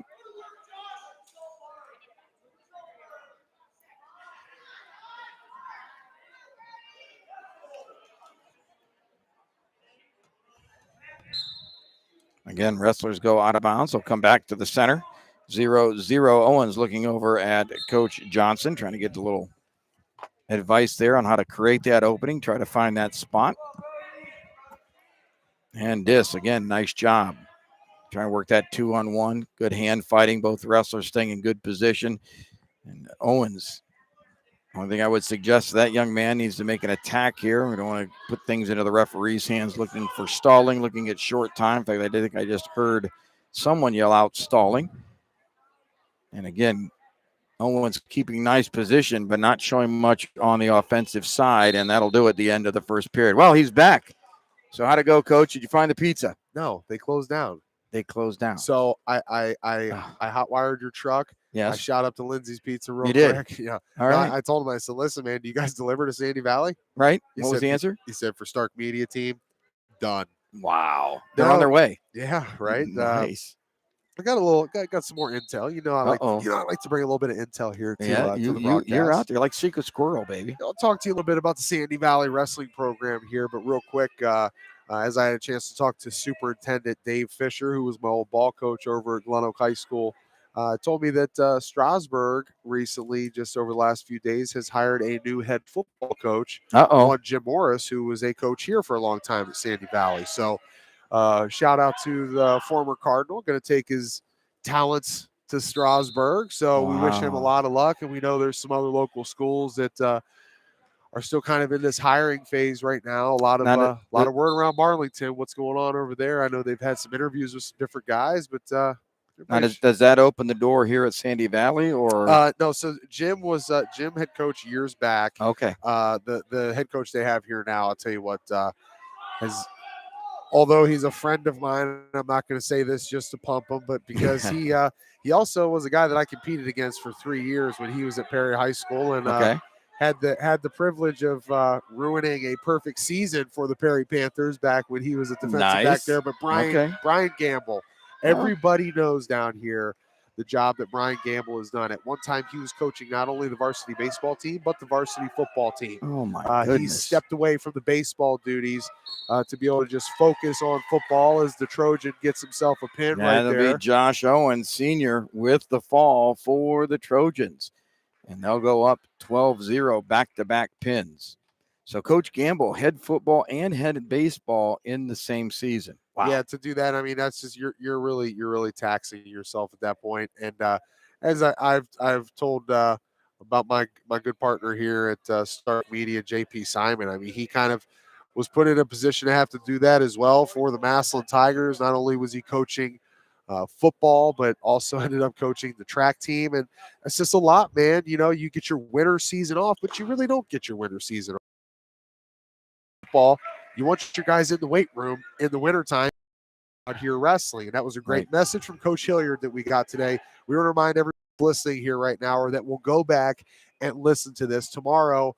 Another episode of In the Room with Jim Bostic will be out, and that's going to feature the Minerva Lions, the girls team, the boys team, and some messages from Coach Hilliard, which to me, boy, good stuff, wasn't it? Spot on.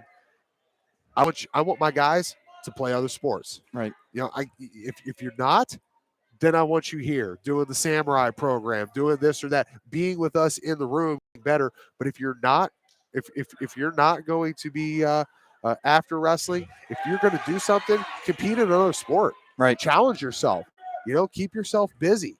And I thought that was a great message from Coach Hilliard. So you're going to get a chance to hear that tomorrow. And great job by you as always, partner. And thank you, brother. Again, you start to think about the job you have to do when you're putting so much on your plate. I think about a guy like Scott Garcia at Glen Oak, who's not only the athletic director, but you're the head football coach. It's a lot on your plate. Brian Gamble had done it flawlessly down here. He actually he brought down one of our other former coaches from Glen Oak at one time, Fred Thomas. He had to bring him onto his staff, brought his son, Ben Thomas, onto the staff. Wow. And also, just to kind of put the cherry on top, he brought his dad, Frank Gamble, who's a Hall of Fame coach in the state of Ohio, onto his staff. He's coaching here too. He's coaching here too, man. And Frank, longtime baseball coach, and then Brian's brother is the baseball coach up at Jackson High School. Oh, so the Gamble name stretches long and far, man. Wow, they're all over Stark County. So, but to really wrap that whole thing up, a lot of that goes to this guy over here, Dave Fisher. He made the right hires as superintendent, bringing in quality people to run your athletics programs, because we know how important that is around Stark County. Yep. And they do a great job down here at Sandy Valley. Garth Evans, athletic director, phenomenal job. So I will rattle off here. I'm going to let you kind of dive into this match here for a second. No, when you're ready. Great, man. I've got, great intel. You're always, beating the bushes. You got more stuff. Well, I got more stuff. All right. Well, I'll tell you what. They shut me out of the pizza, so I started taking pictures. Okay. All right. So did a little recon here on the Sandy Valley Wrestling program. So all right. Most wins in Sandy Valley history as a team was in 2011, 2012. They had 25 victories. Who's that? What's that? No, as a team. Oh, as a team. I thought it was individual. Okay, I'm sorry. Team wins. Gotcha. Team, most points for the team in one. And that was in 2005 to 2006 and 2009 to 2010. They had 84 points. And I believe that would have been in one match, right? Right. Okay. So you go to most qualifiers in 2003, 2004. They had 4 state qualifiers. Nice. State placers. They had 2 of them in 95 and 96. When you look at some individual numbers here, so for a season, most wins, and you're going to hear this name a lot. Let's say 1, 2, 3, 4, 5, 6, 7 times you'll hear the name Sam Groff. Okay. And for those of you who are saying, I know that name from college football. This goes back to, wow, fella. I guess you probably should plug that in there, huh? As I went through about 3 battery packs there trying to figure out which one I was going to use, we finally found the right one and just well, no, it's a big blue sign. Your battery is running low, so I figured, like, all right, I'm in. You know what? You've got the mental toughness side. Now you've also got the focus side. Exactly. You're focused and locked in. Sam Groff was a phenomenal linebacker for Baldwin Wallace. Played ball here at Sandy Valley. Obviously, was a wrestler, because I'm about to rattle off all of his accolades. Most wins in a season, 56. Wow. Highest win percentage, 98.2%. Now, this is all going back to 2012 and 2013. Okay. Most points in a season, 344. Most wins in a career, 193. Wow. Highest winning percentage for a career, 90%. That's 9 out of 10 times the young man took the mat over his career. Man. He won. You go back to most takedowns in a career, 435. And finally, most points for a career, 1,116. All that young man. From 2010 to 2013, Sam Groff lit it up. Now, a couple other guys sneak in there. Most takedowns for a season, Lance Navarra in 03-04 had 179. Most pins in a season, that goes to Parker Cole, 44. Wow. Getting after it, partner. That's right. I'll tell you what, though, our boy Colton Arnold is going to take that and a little bit more, I think, before it's over.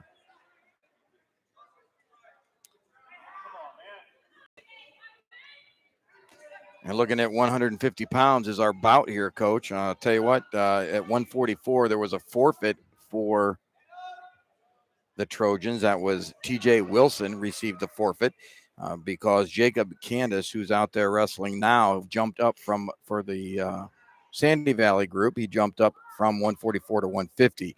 So this is Braden Ames, a freshman. We're wrestling Jacob Candace, a sophomore. 7-2 bout score. Here we go, and this is your opportunity, right? You said I hear you and John talk a lot about 5-point moves, getting to where you're out of reach, but you still got the arsenal. Go for the desperado. Absolutely. But again, Cardinals digging themselves that early hole, partner, that hard to get out of, and what you don't want to do, and you don't want to be in a position like that if you're Coach Donahue. No, there you go. Nice 2-point takedown. Just what you talked about. You were all over it, Keej. Here we go.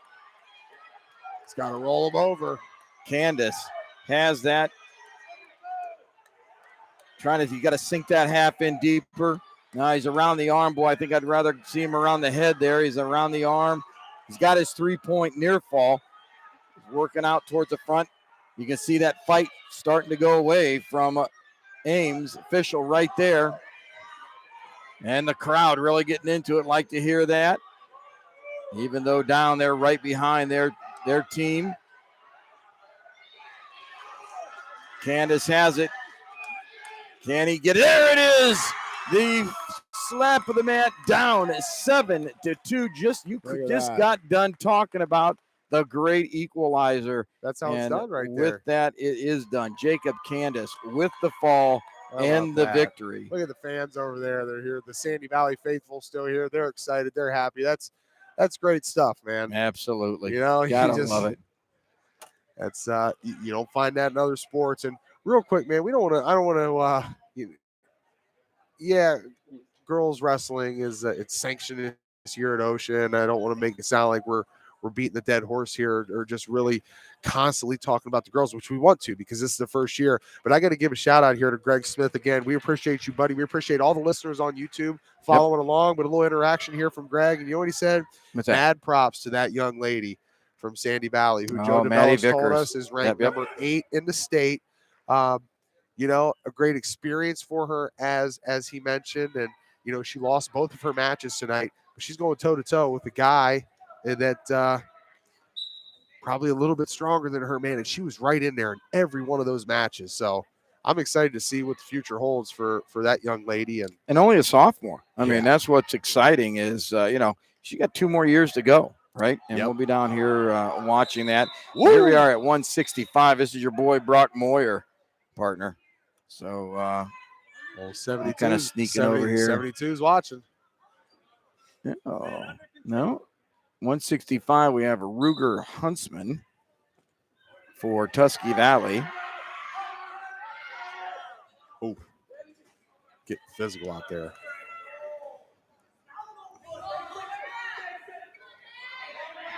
So, partner, I see you doing a little bit of research over there. Kind of plug me in if you can. Okay. We bounced. I know that there was a few there early that Coach Donahue had to forfeit. But last time we went from being at the 285-pound, the heavyweight match, and then we jogged back to the 106 match to kind of finalize what was the new Philly Sandy Valley match. We did that here early on, right? So 106, 113, 120, we don't have any score. At 126, that went the way of the Trojans. Then they skipped 132, jumped up to 138. Again, that one would go to the Trojans as well, which brings us up here. We hit 44, 50, 57, and we're at 65. So what was it as I was attempting to find pizza that happened early?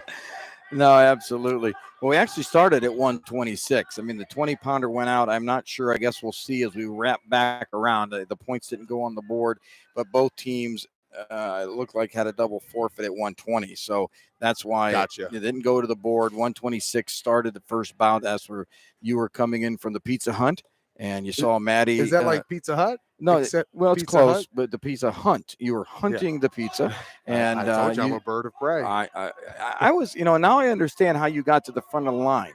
The Cardinals saw the eagle or the dirty bird and said, "Come on up. We know you're one of us." And I was an Arizona Cardinal at one time too, man. So I got a little Cardinal in me. I got a little golden eagle in me. I guess. Okay. Yeah, you're all over the place, man. And then just on top, I got a Buckeye. So and then you Buckeye on top. so at 120, we're at a double forfeit. So neither Correct. team sent somebody out. So okay. Right. So that's why Maddie Vickers started us at 26.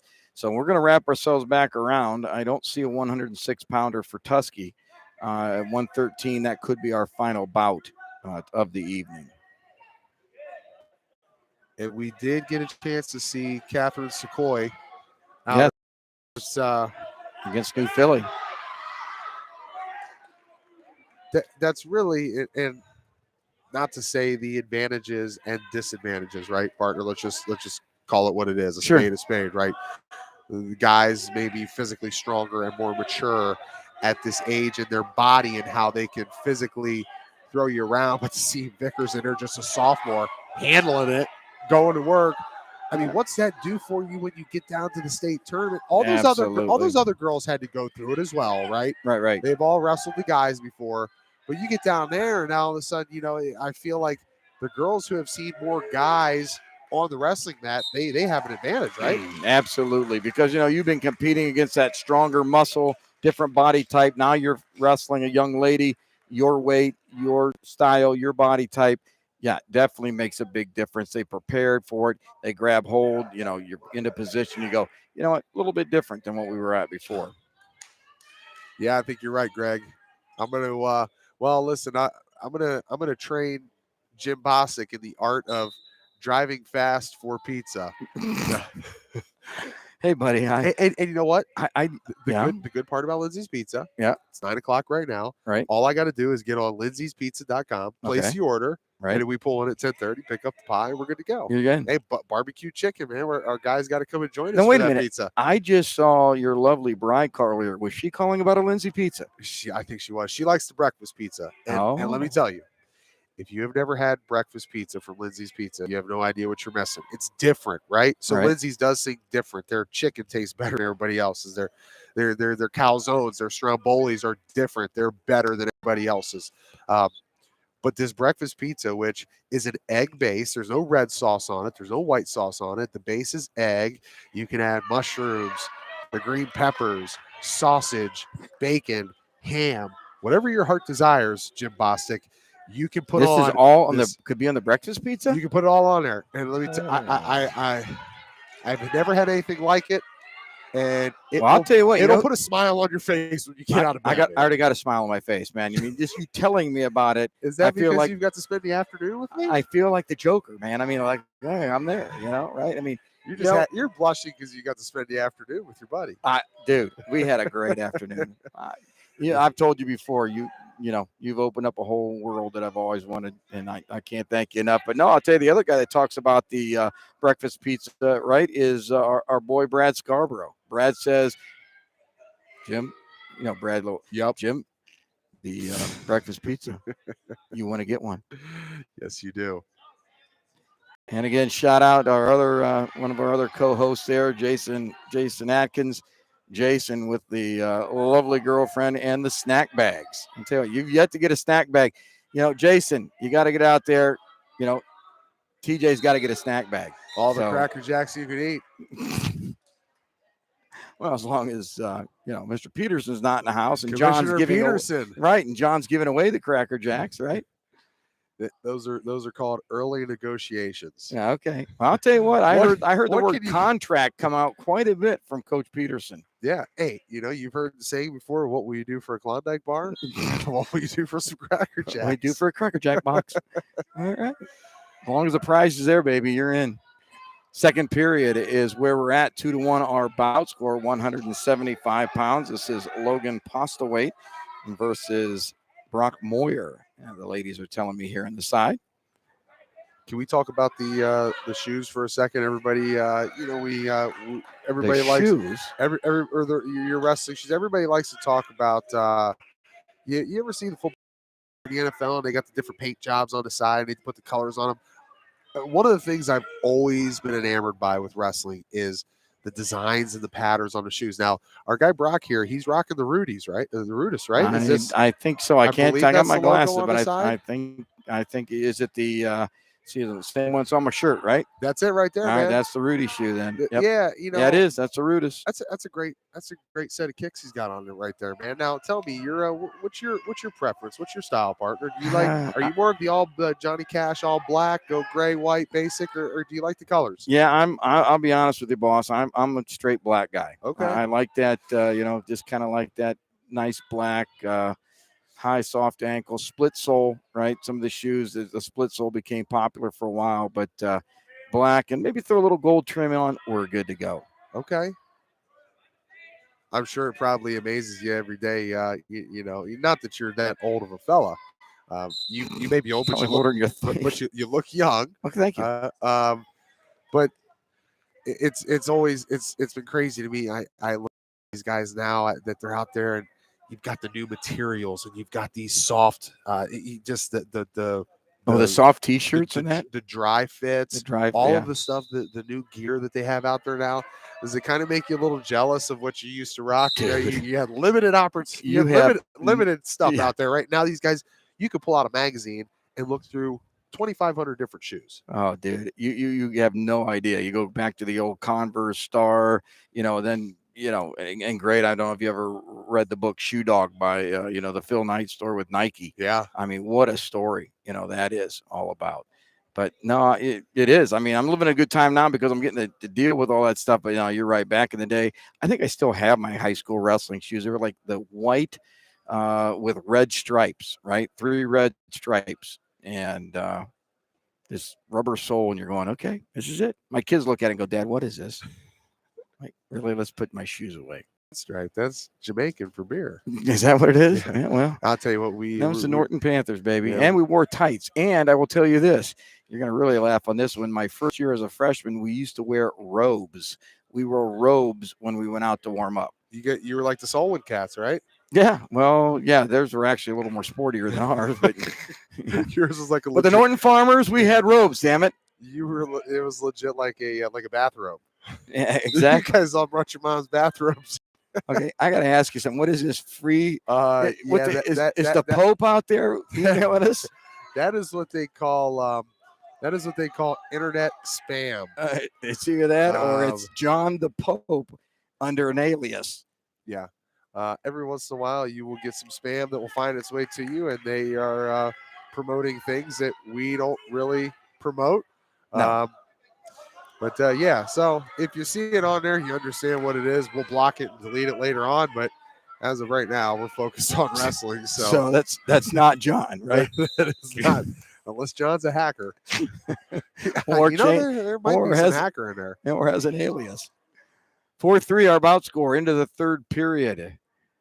Tusky Valley wrestler Logan Postlewaite up by 1 point. Back and forth with decision here. Who's going to take choice? Green deferred, red shows down. Let's get a little clarification out here. And green deferred, red took down. So green deferred should be Green's home team. So he does. Brock Moyer will take the down position. I'll tell you what, the 2021 state qualifier, man, he took a shot on his nose in that second period as we're underway here in the third period. This is a battle right now, man. He's trailing by a point. And really, this becomes key now, Jim, right? You're trailing by 12 points. It's 24-21, Trojans advantage. You've got got the cradle in. Oh, and out of bounds they go. Boy, nice position. Gets himself out of bounds. Well, now correct me on what's going on here, partner. What's that? Up here at the scores. They've already got 6 points next to 165. This is the 165 match, correct? Or is no? We're at 175. So he's wrestling up. He's listed at 165. He's wrestling up. Okay. Well, this is key, right? Okay. That's all right. Sometimes incorrect information comes through. We just roll right along, man. That's all we can do. We roll with the punches. That's right. But still, though, 1, 2, 3, 4, potentially 5, 6 matches remain. Deal. This is still in reach for the Cardinals, man. But it's mission critical that you start to close the gap here, at least over the next 2 to 3. So the final 2 put you in a position to actually win this deal. Absolutely. So just rounding out to 1 minute here remaining in the match. 3, and Moyer has to score. He's got to get up from underneath Postlewaite, doing a nice job. And of course, a lot of times right now, fans are going to say, well, top man stalling, he's not coming off. But unfortunately, that bottom man's got to come up to those knees a little bit. He's got to show a little bit more initiative that he's trying to escape. Postlewaite doing a nice job staying on top. Good grind, 38 seconds remaining. There's the stalling call, and actually gives it to the bottom man. So right there you see it. Bottom official feeling the bottom man not coming up enough, which does not give the top wrestler that opportunity to work for the fall.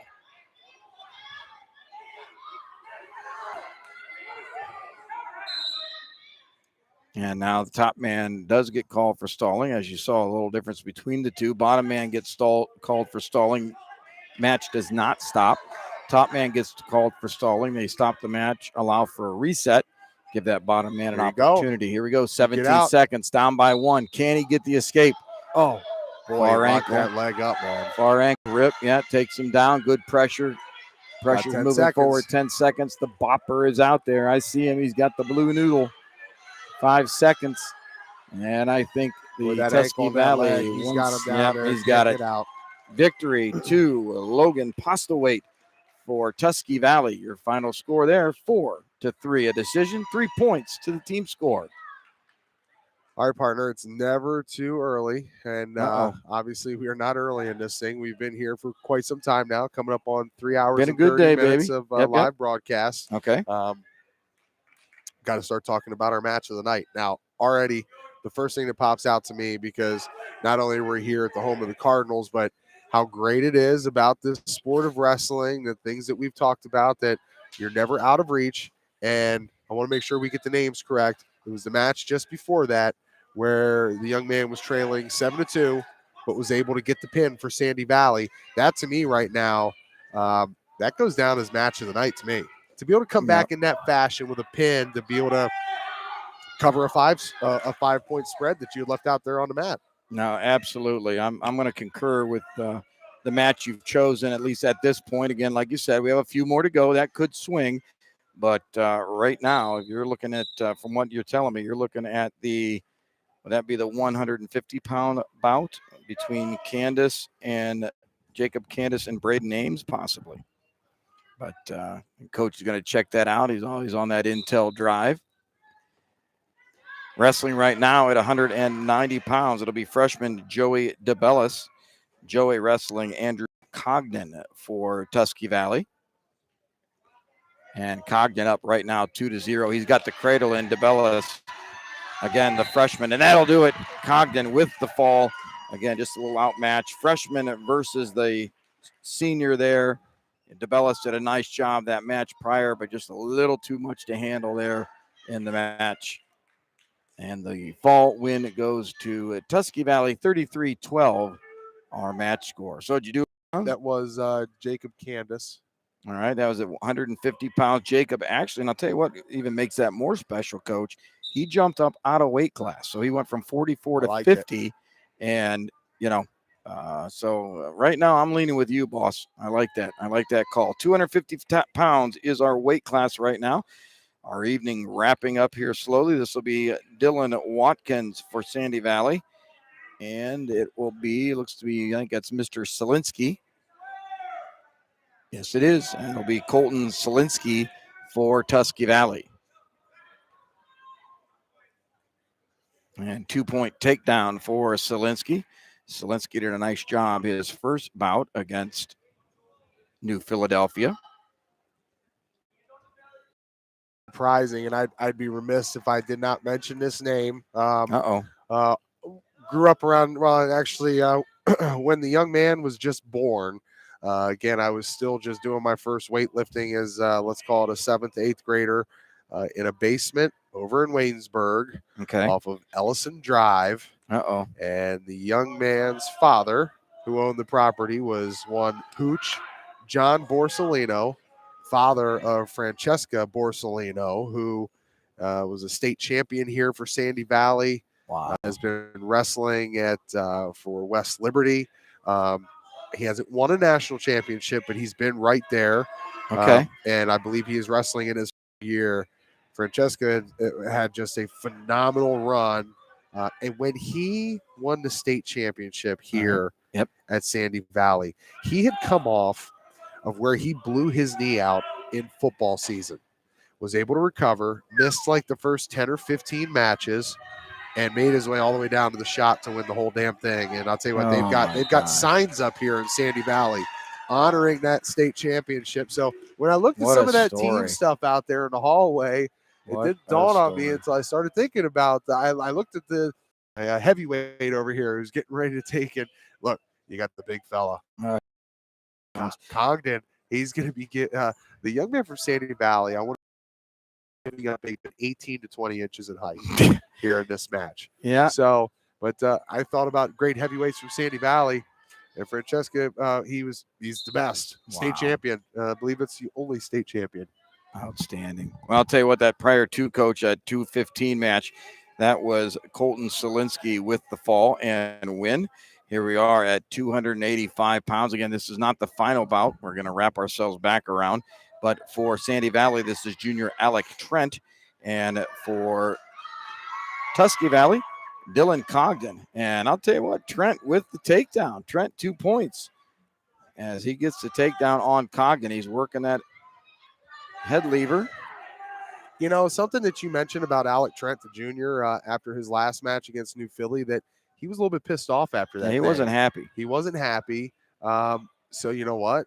Use that as your fuel to carry it in. You know, you're going to get a second match here tonight. Take all that energy, harness it the right way, and leave it out on the mat. You know, he so far is doing just what you said, Coach. Look at this. Take it out on a guy that you probably need a step stool to be able to get up and look him eye to eye. And look, he's going to try and roll him over. He's got that arm. A little bit of head lever started, came off. He's on the arm bar. We're going to have the swipes here. He's coming out parallel. I'd like to see him stay perpendicular. He's going to readjust. Swipe started. I don't know that we got 3. I think we're only going to get 2. Yep, 2-point back points. Did not have a 5 count. Reaching that 30-second mark of the first period, 4-0, your bout score. Yeah, you're right. These two guys walked out on the mat. Coach is like, seriously? I mean, you talk about little David and Goliath, at least as far as height, height goes. If you've ever seen Twins with Danny DeVito and Arnold Schwarzenegger. It's close. Well, then again, if you look at Jim Bostic and TJ Downing, you'd say, well, it's kind of close too. All right, wrapping up. I see the bumper out there. He's got the blue noodle. He's in position. Going to end the period here again. And Trent trying to get some more points. I think he's going to get at least 2. Not sure he's going to get. Oh, and that'll do it. I think we're only going to get 2. Yes, he does. 2 back points for the junior. Well done. And no decision here right away. Cogden says, hey, I'm going top. We're going to try to work it ourselves. Trent down, referee's position. See what we get here. A little bit of roll. He's got to come up. Again, here's where that leverage really helps on Cogden's part. The weight as well as the height. Trent's got to fight through.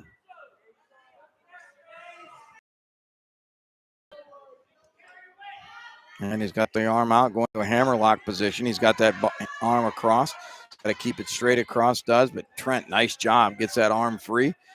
Back in a nice table position. Flattened out, and again, right to that. And here he goes. He knew where he wanted to be. And that arm coming across, the official's going to stop it. He's going to say potentially dangerous. And he'll stop that move before it creates an injury. 1:27 remaining in the second period. 6-0 our bout score. And again, Cogden absolutely knows this is where he wants to be. He wants to get back into that hammerlock.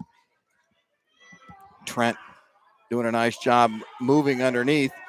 But here comes the weight, the leverage right back into the hammerlock. We'll see if he can keep it this time. He goes up underneath. And this one he's going to keep legal. Looks good. And that'll do it. Cogden knew where he wanted to be. Again, Coach and I talked a little bit earlier about that height and the leverage, and there you saw it. Nice job. Sophomore Dylan Cogden with the fall. All right, man. Got some more intel for you. You do? All right, here we go. Straight from Superintendent This Fisher is here. it? No, that's valid. History here, some more history on top of all that we've talked about here with Sam Groff, with Francesco Borsellino. You've had 10 all Ohio guys here at Sandy Valley. You've had 3 state runner-ups. Your only champion has been Borsellino, who, again, as you roll out of town or roll into town, you'll see his sign. And that's always a cool thing, when you, especially with small towns, you go in and you kind of see as you enter into town or you enter into Alliance and you see the 13 national championships that the Purple Raiders have won. And you kind of honor your local high school or collegiate heroes. And so Borsellino's got a great sign as you come into town here in Sandy Valley. But also, young man who I don't know how it's going to shake out at Ashland. Right. He is the all-time touchdown king in Stark County. Cam Blair. He's playing for the Ashland Eagles. Coach Lee Owens has just retired. Oh, okay. They've got a new coach in there, and I believe Cam Blair will be competing for the starting quarterback job this year for the Eagles. Now, Cam Blair, interesting case, and I think back to, again, what Coach Hilliard said from Minerva today. If you're not going to be doing outside of your sport of choice that you would essentially say, I'm going to maybe be going to do this in college, right? You should be competing in other areas. Right. Cam Blair was a guy that originally as a sophomore, he wanted to wrestle. And as a sophomore or as a junior, he said, I want to play basketball. He was that good of an athlete to do that. Oh my God. And then his senior year, he's like, I miss wrestling. So he comes out and he wrestles, and he took 3rd at state. Oh my God. So, that's an interesting dynamic compared to like a Nate Sponseller from Lake, where he's like, hey, I took 2-3 years off. Right. And I just missed it. And now he's having fun with it. He enjoys it. Absolutely. And I thought that was just a great story, and being able to hear and with him about and how excited he was for he's like, you know what? I'm not placing any like goals or going to say that I'm going to do this or I'm going to do that. He goes, it's my senior year. I love wrestling. And going to enjoy the time that's left, having right? Fun. Right. I'm having fun with it, man. That's the key. It's a hard sport, as we all know, but you got to find a way to have fun with it. And that's competing against yourself, competing against your teammates in the room, your drill partner, and then getting out here and competing against local teams. Nope, absolutely. Find a way to have fun with it. Competition should be about fun. It's challenging yourself. Absolutely. Well, here we go, Coach. Here, our last bout of the evening. What happened? At 106 pounds, we actually had another double forfeit. Sandy Valley chose to jump Aiden Douglas to 113. So this is 113. This will be, I believe, our final bout of the evening. Again, this is Catherine Secoy and Aiden Douglas. And again, as you pointed out early on in the broadcast, our trainer doing a nice job. We appreciate her work, her help right there. Always. I think she needs a raise, man. She needs a tip. She's been spot on everything tonight, man. Taking care of everybody, and you've done a great job. You sure do. Nice. There you go. Well done. Yep. I saw you firsthand doing your work out there with the football team and Coach Gamble throughout the summer, and it's never easy out there. Some of those 2-a-day scorchers, is it? But no, great staff down here at Sandy Valley. Can't say enough about the job that Dave Fisher has done, Superintendent Fisher, and the team he's put together, and that ultimately, Jim, you're a former administrator, principal, been around a lot of school systems. And again, we'll talk about Woody Hayes, the legendary New Philadelphia Quaker. He always said, you win with people. Yep. You win with people. You can't do it all by yourself, but if you have good people in your corner, you're going to win with good people. You're going to have success. So, right. What do we do as a head coach, right? You surround yourself with the best assistants you have, and you let them do their job. Same thing as a superintendent, right? Those teachers, those other administrators, you hire the best that's out there, and you let them do their thing, and you just, as that head coach, guide, orchestrate, support, and let them do what they do best. And, Mr. Fisher does a great job, sounds like, from what you having that history there, knowing what the man's about. So, and I know what this school district's about. Great school district down here. All right, going into the last 10 seconds, short time, first period, 2-0, our match score, or about score.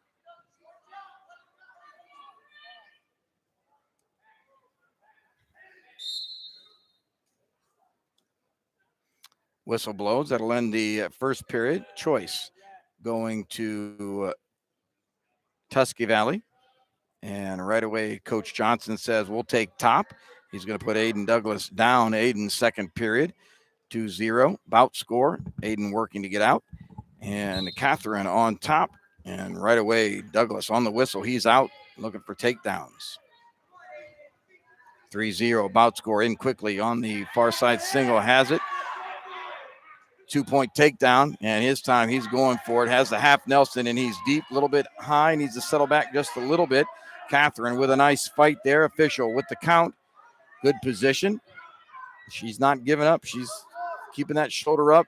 Aiden with that far arm. He's pulling, trying to bring that near shoulder, far shoulder down, and he does. And that'll do it. That is the fall victory for Sandy Valley's Aiden Douglas. Now let's see, Coach, at 120. I really do think that is. Actually, I'm not sure. Looks like they're going to bump Lynn Heredia. Lynn is going to jump to 120, possibly take the forfeit.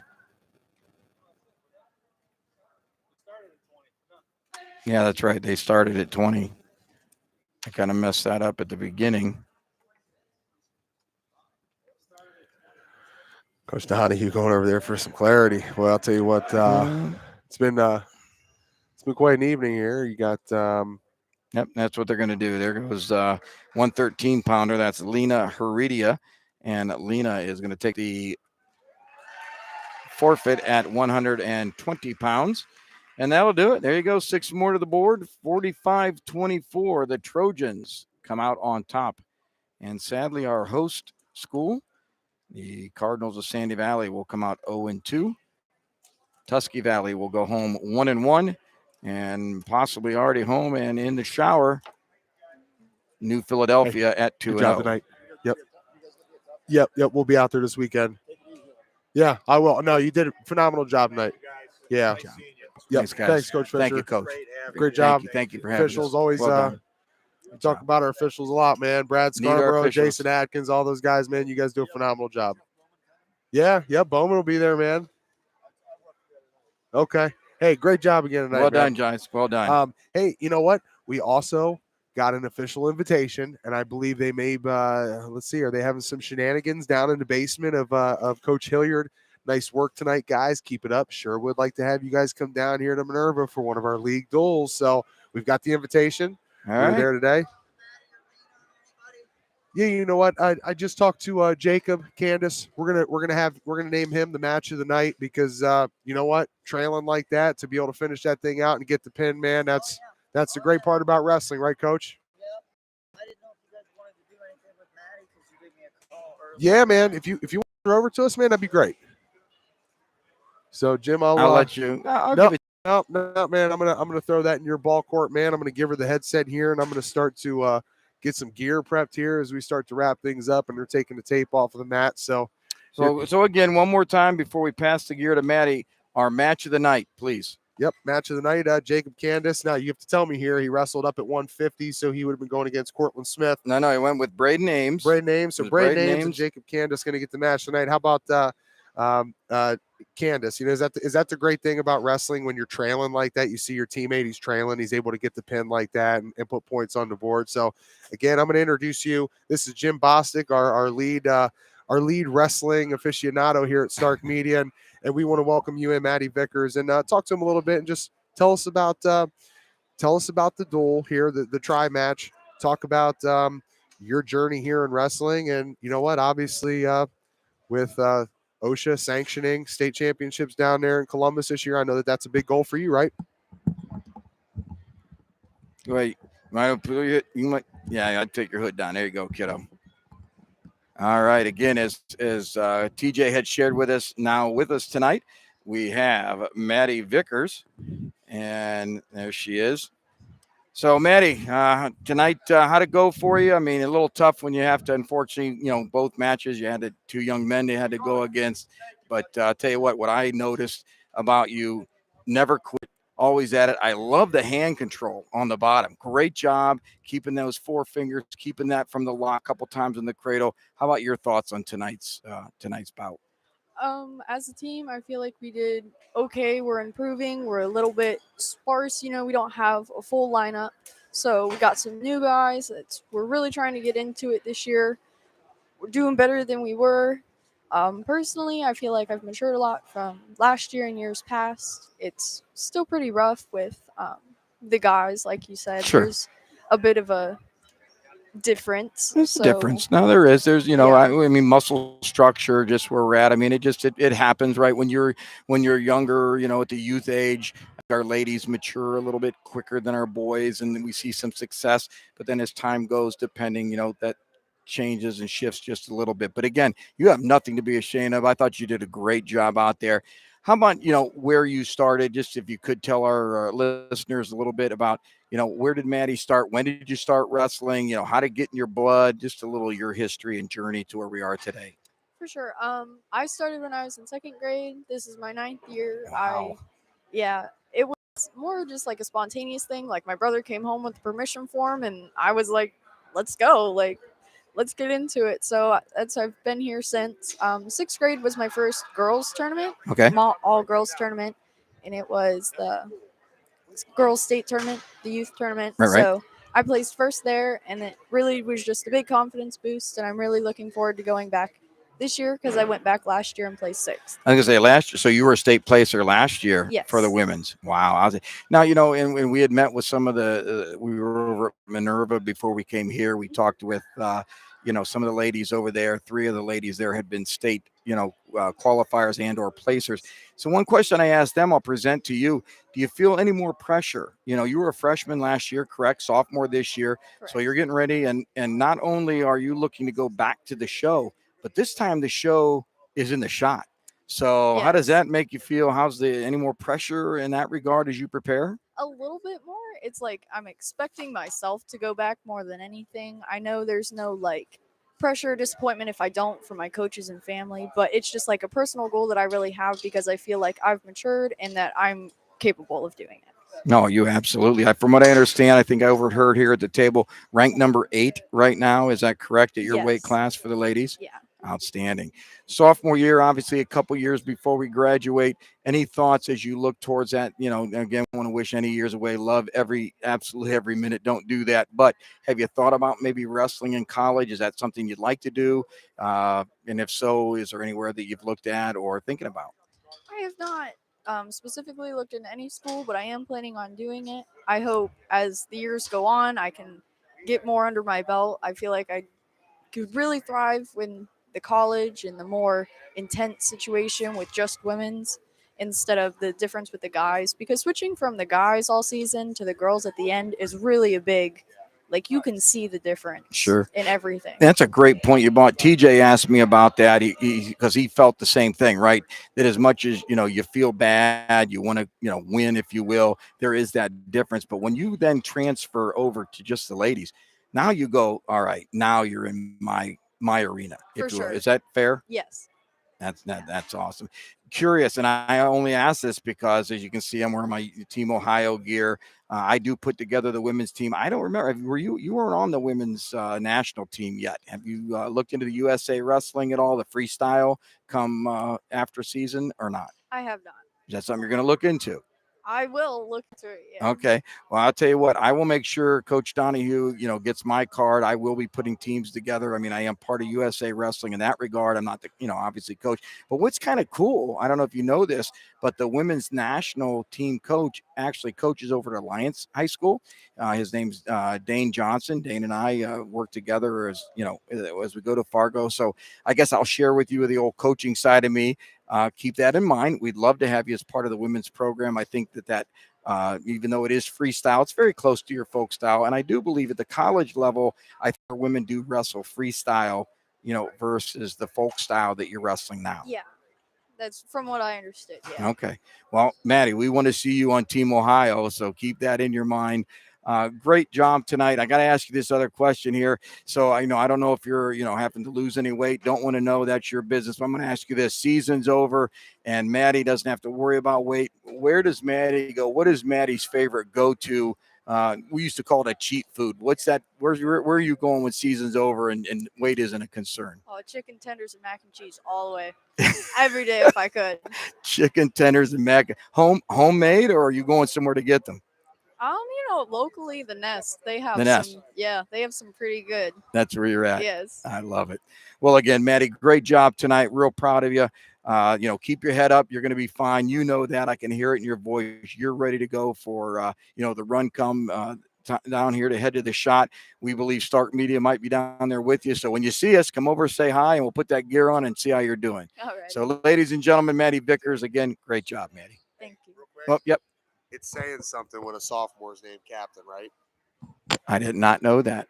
Maddie is, you know what? They got to give us a little more. Now you give me that intel, boy. I'll tell you what, Maddie. Wow, that is amazing. No, that's amazing. So again, I did not know that. I did see you go out for the coin toss. 2 and 2 together, right? Duh. Yeah. Well, that's outstanding. Congratulations. How does that? I mean, just curious. Again, I know not to bring back, but how does that responsibility? How you dealing with that one? It's a little bit of pressure.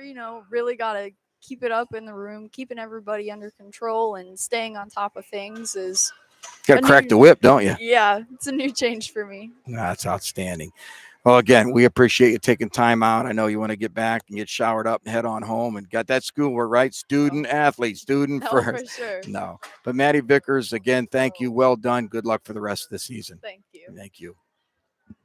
Well, there you have it, ladies and gentlemen. Team captain, sophomore Maddie Vickers, ranked number 8 in the state. I know we're going to see her down at the shot. And, Coach, you're going to jump back on here to wrap us up? Yeah, man. We're going to go ahead and the order has been placed at Lindseys. Okay. Coach Hilliard, Greg Smith, everybody that watched, man. Yeah, we're going to get out there. We'll put some eyeballs on Fairless for you. And you know what? Yep, you're right about it. Maddie's got a bright future again. When you see sophomores, juniors named captain, that's saying something about them. Amazing. So, yeah, That's one more amazing. time, we want to give a shout out to all of our sponsors presenting us here. As always, Hilscher-Clarke Electric Company, the Eagles FOE 190.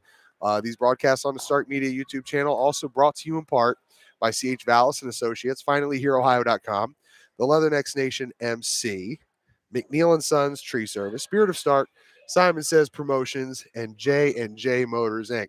All right, follow along with us on social media. We're going to shoot some graphics out, some videos here later tonight at Stark Media Team on Twitter, at Stark Media Team on Facebook, Instagram. Subscribe, like, follow, share. Do what you can. Promote this thing and push it out there, right, Jim? Absolutely, man. We're the platform that we've been given. We hope you enjoy it. Always send your thoughts. TJ, top shelf, JP, can't do greater dies out there. If I'm top shelf, we'll call him like mid shelf. Mid shelf? All right. He's well vodka. Okay. Oh, I love it. Well, again, ladies and gentlemen, thank you for joining us. Be safe. And as always, God bless.